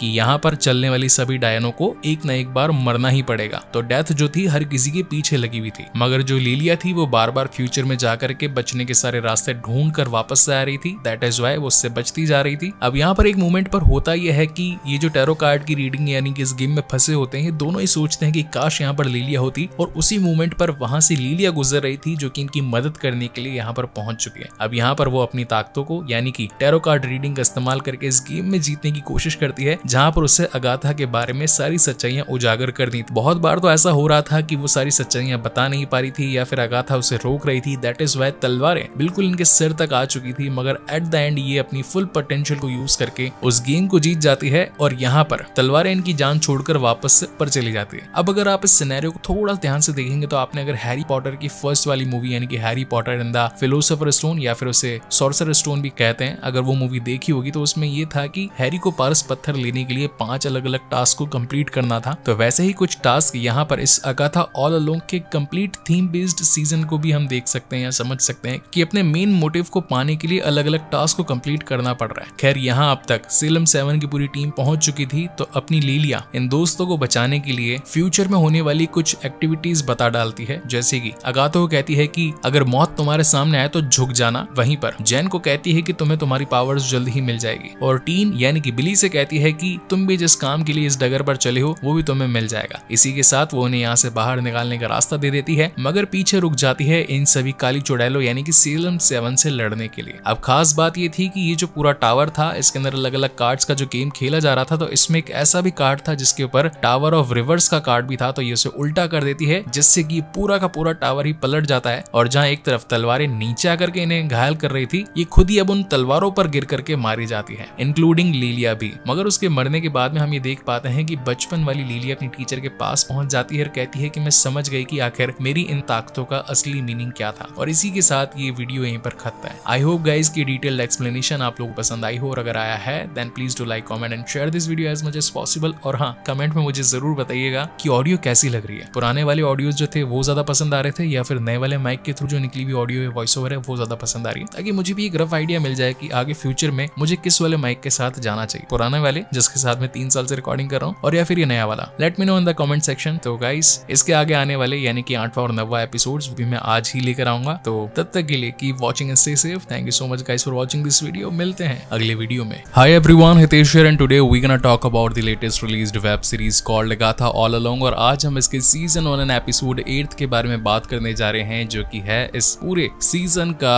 सेकंड लास्ट एपिसोड। इसके पहले मैंने ऑलरेडी कंप्लीट सारे के सारे एपिसोड्स को 1080p क्लिप्स के साथ में ही एडिट करके चैनल पर डाला हुआ है, तो अगर अब तक आपने उन्हें नहीं देखा तो प्लीज छोटी सी गुजारिश है, जाकर जरूर चेकआउट कीजिएगा। और लास्ट वाले एपिसोड का एक्सप्लेन करते टाइम मुझसे गलती हो गई थी, माइक ऑन करना ही भूल गया था। 30 मिनट्स की रिकॉर्डिंग कर दी और फिर जाकर के बाद में जब एडिटिंग करने गया तो मालूम चला कि भैया ये तो रिकॉर्डिंग नहीं हुई। तो इसलिए इस बार मैंने पूरी तरीके से ध्यान रखा है, माइक ऑन है, सब कुछ चालू है, लेवल्स वगैरह सब कुछ मेरे सामने शो हो रहे हैं। So now without wasting any time चलिए डायरेक्टली आते हैं इस कहानी की मेन स्टोरी लाइन की तरफ, जिसकी शुरुआत में हम जमीन पर पड़ी एलिस को देख पाते हैं, जो कि 4th एपिसोड के अंदर मारी गई थी क्योंकि अगाथा ने उसकी सारी पावर्स ले ली थी। अब यहाँ पर उससे मिलने के लिए डेथ यानी कि खुद विडाल आई होती है और कहती है कि अब तुम्हारे जाने का वक्त आ गया, जिस पर एलिस कहती है कि मुझे बस इतना ही वक्त मिला, मैंने तो अभी अपनी पावर्स को अनलॉक किया ही था, पूरे पोटेंशियल को इस्तेमाल करना शुरू किया ही था, मुझे बस इतना ही समय मिला। जिस पर विडाल का कहना था कि तुम एक रक्षक जादूगरनी थी और तुम्हारी मौत भी किसी की रक्षा करते हुए हुई, इसका मतलब तुम्हारे इस जीवन का औचित्य पूरा हुआ, ज्यादा हिंदी बोल दी ना, यानी कि तुम्हारी इस लाइफ का पर्पस पूरा हुआ और अब तुम्हें मेरे साथ चलना होगा। एंड देन सीन अगेन आता है डगर पर, जहाँ इस वक्त हम अगाथा को देख पाते हैं जो कि रियो यानी कि विडाल के साथ में बातचीत कर रही होती है, जो कि साक्षात मौत यानी कि डेथ थी इस डायन डगर की, या फिर कहें कि एंटायर यूनिवर्स की फिलहाल के लिए, वो भी एक तरीके से कहें तो अकॉर्डिंग टैरो कार्ड्स, क्योंकि जिस तरीके से टैरो कार्ड्स को रीड करने पर किसी इंसान की सक्सेस, डाउनफॉल या फिर डेथ होती है तो उसी के हिसाब से ही जज करेंगे। तो यहाँ पर अगाथा का कहना था कि आखिर कब तुम मेरा पीछा छोड़ोगी, जिस पर डेथ यानी कि विडाल का कहना था कि मैं तुम्हारा पीछा तब छोड़ूंगी जब तुम मुझे अपने बदले किसी को सौंप दोगी। तो बेसिकली वो यहाँ पर टीन यानी कि बिली मैक्सिमॉफ की जान मांग रही होती है, जिस पर अगाथा का कहना था कि ठीक है, डगर के एंड तक हम आ ही चुके हैं, तो पहले हमें सारे टास्क कंप्लीट कर लेने दो और उसके बाद में मैं तुम्हें बिली को तुम्हारे साथ ले जाने दूंगी। तो ये इन दोनों के बीच में डील डन हो जाती है। इसी के साथ हम देख पाते हैं कि अब तक इनके साथ में जैन भी आ चुकी होती है, जो कि इनके साथ डगर आगे कंटिन्यू करने के लिए चलती है। मगर जब ये थोड़ी दूर आगे जाते हैं तो बिल्कुल वहीं यानी कि उसी स्टार्ट पॉइंट पर पहुंच जाते हैं जहां से इन्होंने इस डगर की शुरुआत करी थी। मतलब कि जो सेकंड एपिसोड के अंदर ये सभी अपने घर के बेसमेंट का दरवाजा खोलकर और ज्यादा नीचे आ चुके थे और जहां से इन्होंने अपनी जर्नी को शुरू किया था जूते खोलकर, वो भी सिर्फ डगर का सम्मान करने के लिए, तो इन्हें इनके जूते अपने सामने दिखाई पड़ते हैं। इस पर अगाथा को भी गुस्सा आ जाता है और वो यही सोचती है कि हमने सिर्फ इस डगर का सम्मान करने के लिए अपने जूते खोल दिए थे, तो क्यों ना अब इन जूतों को वापस पहन लिया जाए। मगर यही जूते अगले टास्क का एक छोटा सा हिंट था। तो जैसे ये लोग अपने जूते की चेन बंद करते हैं, ये पहुंच जाते हैं एक ऐसे बेसमेंट में या फिर कहें कि एक काइंड ऑफ लैब में जहां पर चीजों को ग्रो किया जाता था। तो सबसे पहले तो ये अपना जो जैकेट टाइप सा ब्लैंकेट था उसे खोल करके बाहर आते हैं। नॉर्मली मुर्दों पर डाला जाता है ये वाला चेन ग्रीन जैकेट। तो बाहर आने के बाद में ये सोचते हैं कि आखिर टास्क क्या होने वाला है। अब जैसे ये जो ऊपर देखते हैं ट्यूबलाइट्स चमक रही थी, एक एक करके ट्यूबलाइट बंद होती जा रही थी, यानी कि काइंड ऑफ घड़ी की टिक टिक थी वो। और ऐसी लाइट्स वहां पर होती है जहां पर जमीन से कोई अनाज या फिर फल पेड़ पौधा उपजाऊ करना होता है, मतलब उसे जमीन से उगाना होता है। दैट इज वाई लैब्स के अंदर इस टाइप की इनोवेशंस यूज करी जाती है। तो अभी सोचते हैं कि ना तो यहाँ पर कोई पौधा है ना ही मिट्टी है, तो यहाँ पर काइंड ऑफ इनके बीच में झगड़ा शुरू हो जाता है, क्योंकि अब इनके पास में ना तो मिट्टी थी ना ही कोई पौधा, तो आखिर ये उगाएंगे कैसे, यहाँ से निकलेंगे कैसे। और ऊपर से समय जो था वो निकलता जा रहा था। वेल सच कहूं तो अभी तक के जितने भी एपिसोड्स आए वो पर्सनली मुझे यही वाला एपिसोड ज्यादा पसंद आया, और उसके पीछे का रीजन यही था कि अब धमाकेदार पावर्स, इसमें सीजीआई का तड़का देखने को मिलेगा। तो होता यह है कि बेसिकली ये जो जैन थी इसने एक सदी सिर्फ एक कैद में गिरफ्त होकर के निकाल दी थी। हुआ ये था कि किसी 18वीं शताब्दी के अंदर एक पर्सन से प्यार वगैरह करती थी, और ये बात कहीं ना कहीं अपने अगाथा को मालूम चल गई थी, और ये राज बाकी डायनो तक पहुंच ना जाए। खैर ये स्टोरी और भी ज्यादा लंबी हो सकती थी, लेकिन सिर्फ और सिर्फ जैन को हल्का सा फोकस डालने के लिए ये हल्की छोटी मोटी स्टोरी को लाइन अप किया गया। तो हुआ ये था कि अगाथा ने अपनी पावर्स के थ्रू जैन को करीब 100 सालों तक एक कैद में रख दिया था, और अब जब ये बात जैन को पता लग चुकी थी कि वो मोहर जो है वो अगाथा ने लगाई थी, दैट इज वाई आज वो उसकी मोहर को नकारती है। और जैसे ये 5 बार कुछ जादुई मंत्रों के साथ में इस बात को कहती है कि मैं तुम्हारे काबू वाले मंत्र को नकारती हूँ, तो अचानक से वो इस मंत्र से आजाद हो जाती है, उसे उसकी पावर्स भी मिल जाती है और जमीन फट जाती है। यानी कि अब वो आजाद थी और वो यहाँ से गायब हो चुकी थी। अब जो जमीन फटती है तो हम देखते हैं कि नीचे कुछ मिट्टी भी है। एंड सेकंड टर्न होता है अपने बिली मैक्सिमोफ का। तो बिली जो था वो बेसिकली जब वांडा ने अपनी दुनिया क्रिएट करी थी, वो लाल कलर का गोला बनाया था, तो जब ये सब कुछ खत्म होने वाला था तो बिली ने अपनी बॉडी को किसी और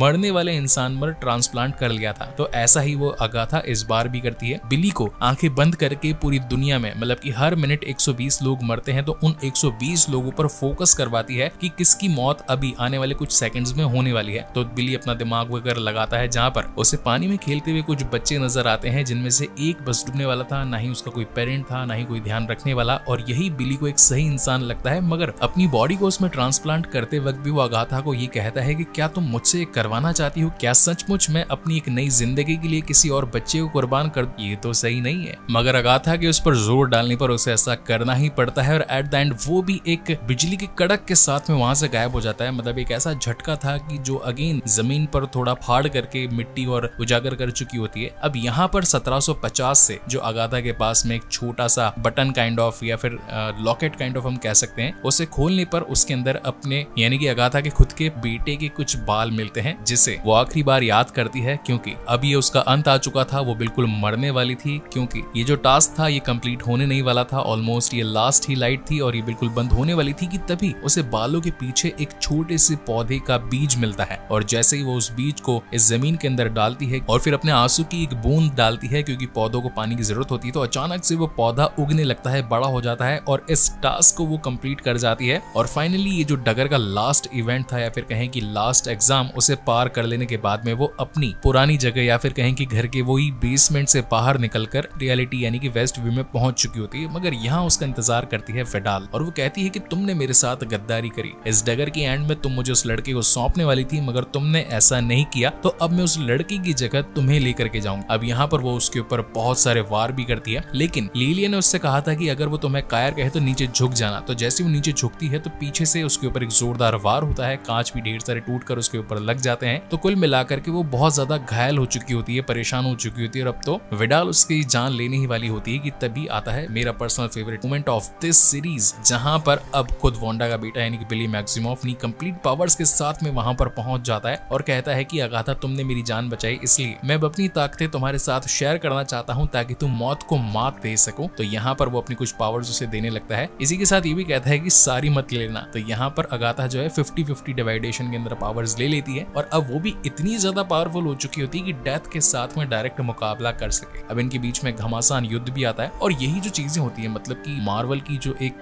टॉप नॉच थिंग्स हैं, जैसे कि CGI यानी कि कंप्यूटर जनरेटेड इमेजेस, VFX जिन्हें विजुअल ग्राफिक्स भी कहते हैं, तो यहाँ पर अच्छे खासे देखने को मिलते हैं, और यही मुझे देखना था। मगर डेथ से तो कौन ही जीत सकता था, और अगाथा इसमें मारी जाती है, मगर मरने से पहले डेथ को भी अपने साथ कहीं दूर ले जाती है। अब यहाँ पर ये एपिसोड लग रहा था कि खत्म हो चुका होगा, क्योंकि जब अगाथा मारी जाती है तो वो जमीन में धंस जाती है, या फिर कहें कि अब उसकी मौत पर फूल उग चुके होते हैं। वो पूरी तरीके से खत्म हो चुकी थी, लग रहा था कि एपिसोड खत्म हो जाएगा, मगर इस एपिसोड की एंड में जो ट्विस्ट मिलता है उससे सचमुच दिमाग घूम जाएगा आप लोगों का। तो बेसिकली इस इवेंट खत्म हो जाने के बाद में अपना जो बिली है ये घर पहुंच जाता है बीइंग विलियम कैटलीन। तो यहाँ पर उसके घर परिवार वाले उसे देखकर बहुत ज्यादा खुश होते हैं, लेकिन घर आने पर जब वो अपने घर की सारी चीजों को देखता है तो उसे मालूम चलता है कि ये डगर जो थी वो उसी के दिमाग की उपज थी। उसके घर में जो भी चीजें पड़ी थी जैसे कि छोटे छोटे टॉयज, किताबें, म्यूजिक सीडीज, यही वो सारी की सारी कल्पनाएं थी जिनके थ्रू वो डगर क्रिएट हुई थी। यानी कि अनजाने में बिली ने डगर क्रिएट करके, जो कि कोई चीज थी ही नहीं, और उसके बदले कई सारी डायनो को मरवा दिया। और एकदम से वो डर जाता है क्योंकि उसके सामने कुछ अजीब आ जाता है। और इसी तगड़े सस्पेंस के साथ में ये एपिसोड यहीं पर खत्म होता है। खैर मुझे तो पता है कि एंड में उसके सामने अगाथा आई होती है और यहीं पर एपिसोड खत्म होता है, क्योंकि इन्हें लास्ट वाले एपिसोड यानी कि 9th के लिए कुछ बचा कर रखना था। दैट इज व्हाई इस अनवांटेड से एंड पर ये सीरीज या फिर कहीं की एपिसोड खत्म होता है। मुझे तो पर्सनली यही वाला एंड ज्यादा अच्छा लग रहा था, पता नहीं क्यों इसको एक और खींचा गया, लेकिन अब खींचा है तो हम भी एक और एपिसोड डिलीवर करेंगे। आई होप गाइस की डिटेल्ड एक्सप्लेनेशन ये वीडियो आप लोगों को पसंद आया हो, और अगर आया है then please do like, comment and share this video as much as possible, क्योंकि सचमुच यार ऐसी वीडियोस बनाने में बहुत मेहनत लगती है। तो अगर आप लोगों को हमारी ये मेहनत पसंद आई तो जाते जाते please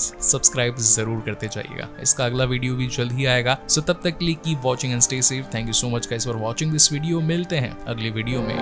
Yeah, so hello everyone, Hitesh here and today we're gonna talk about the latest released web series called Agatha all along. और आज हम इसके सीजन 1 एपिसोड 9 या फिर कहें कि इसके फिनाले के बारे में बात करने जा रहे हैं। एंड आई होप कि आपने इसके पिछले एक्सप्लेन करे हुए सारे एपिसोड्स को देख लिया होगा, और अगर नहीं भी देखा होगा तो हमेशा की ही तरह इस वीडियो की डिस्क्रिप्शन में उन वाले वीडियोस का लिंक मिल जाएगा जहां से जाकर आप उन्हें चेकआउट कर सकते हैं। So now without wasting any time चलिए डायरेक्टली आते हैं इस कहानी की मेन स्टोरी लाइन की तरफ, जिसकी शुरुआत में पिछले 8 जो भी एपिसोड्स थे उनका हल्का फुल्का छोटा सा ब्रीफ दिया जाता है कि किस तरीके से अगाथा ने डाइन डगर पर जाकर मौत को मात दे दी, यानी कि विडाल को अपनी जान लेने से रोक दिया। वेल एक टाइम पर ये दोनों अच्छे दोस्त हुआ करते थे या फिर कहें कि एक दूसरे से प्यार करते थे, मगर अब उसका पत्ता साफ हो चुका है, यानी कि अगाथा जो है वो मारी जा चुकी है। अब यहाँ पर हमें उसकी बैक स्टोरी या फिर कहें कि एक फ्लैशबैक दिखाया जाता है उसका। ये वक्त होता है सन 1750 का, जहाँ पर वो मौत से भाग रही थी। पेट में हालांकि इसे एक बच्चा भी था, और तभी वो एक पेड़ पर नींबू काटती है, मुंह में नींबू दबा करके उस बच्चे को जन्म देने की कोशिश करती है, लेकिन तभी वहां पहुंच जाती है विडाल, जो कि कहती है कि अब तुम्हारी मौत का वक्त आ गया है। जिस पर अगाथा का कहना था कि देखो मैं नहीं चाहती अभी मरना, मेरा बच्चा है, मुझे इसे पालना भी है, मुझे थोड़ा वक्त और चाहिए। जिस पर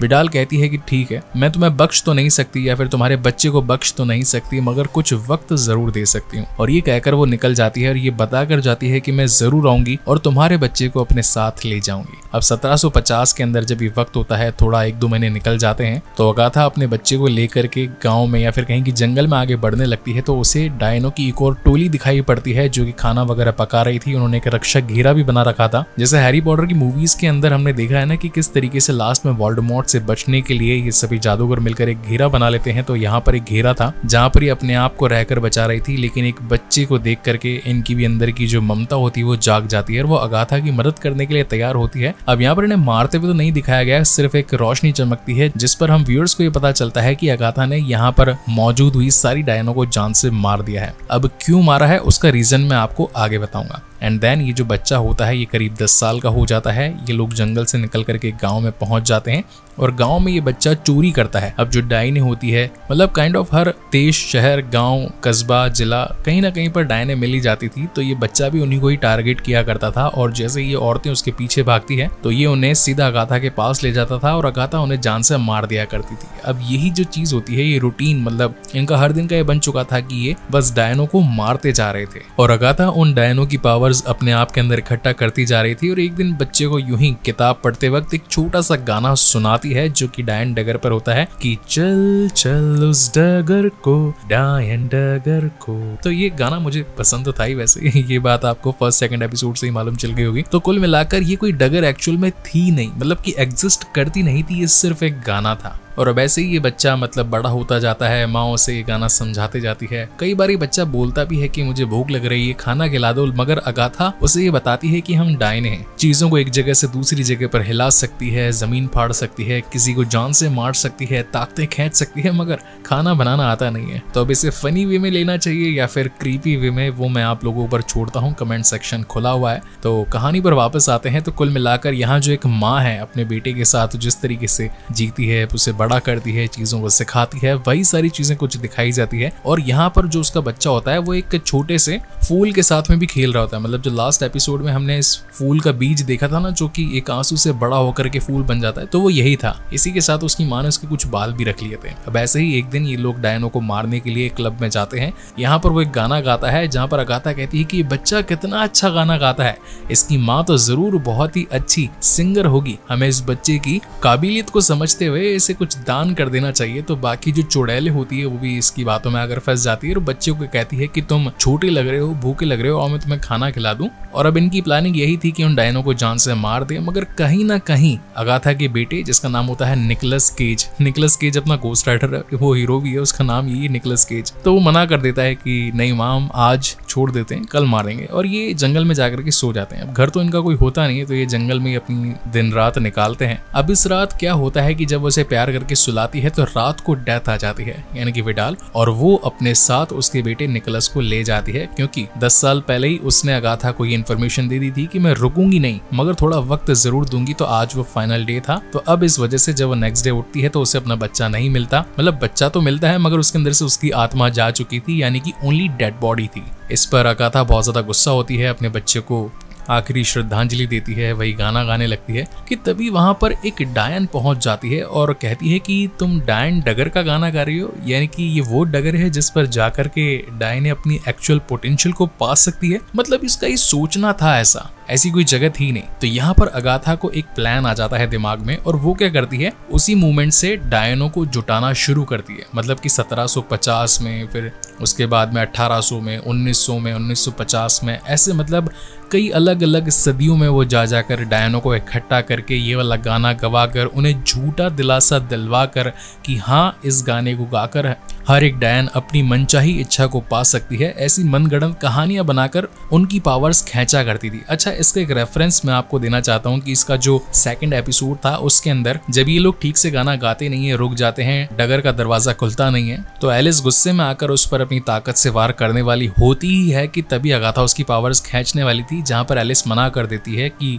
ये तो बदनाम डायन है जो कि दूसरी डायनों की ताकतें खींच लिया करती है, तो इस बार ऐसा कर नहीं पाएगी और अभी तो हमको जो है डायन डगर पर जाना ही है। तो बेसिकली हुआ ये था कि इस बार इनके साथ में वांडा का बेटा यानी कि बिली मैक्सिमॉफ भी था। अब जिस तरीके से वांडा के पास में रियलिटी को चेंज कर डालने जैसी ताकत थी, तो वैसा ही कुछ बिली के पास में भी थी। और जब वो डायन डगर का गाना सुन रहा था तो उसके दिमाग ने ही इस पूरी रियलिटी को बदल करके एक ऐसी डायन डगर बना दी जहां सचमुच में ये लोग जाकर के एक फाइनल डेस्टिनी को पा सकते थे। हालांकि ऐसी कोई चीज थी नहीं, मगर बिली ने सिर्फ अपने दिमाग में घर पर मौजूदा चीजों के थ्रू इसे बना दिया था। और जब अगाथा यहाँ पर नीचे के दरवाजे को देखती है तो वो काफी ज्यादा कंफ्यूज थी कि यार, मैं तो सिर्फ लोगों को चूतिया बनाया करती थी कि डायन डगर का गाना गाने से डगर सचमुच खुल जाती है, जिस पर जाने के बाद में मनचाही इच्छा शक्तियां मिल जाया करती है। तो आज ये आ कैसे गई, मतलब नीचे जाने का सचमुच रास्ता खुल गया। वेल, अभी इस वक्त वो मिलने के लिए आई थी बिली से और कहती है कि मेरे पास मेरा शरीर तो नहीं है, मगर ये जो आत्मा रूपी भूतिया शक्ति है ये हर जगह घूमा करती है, मगर दिक्कत इस बात की है कि मैं कुछ छू नहीं सकती।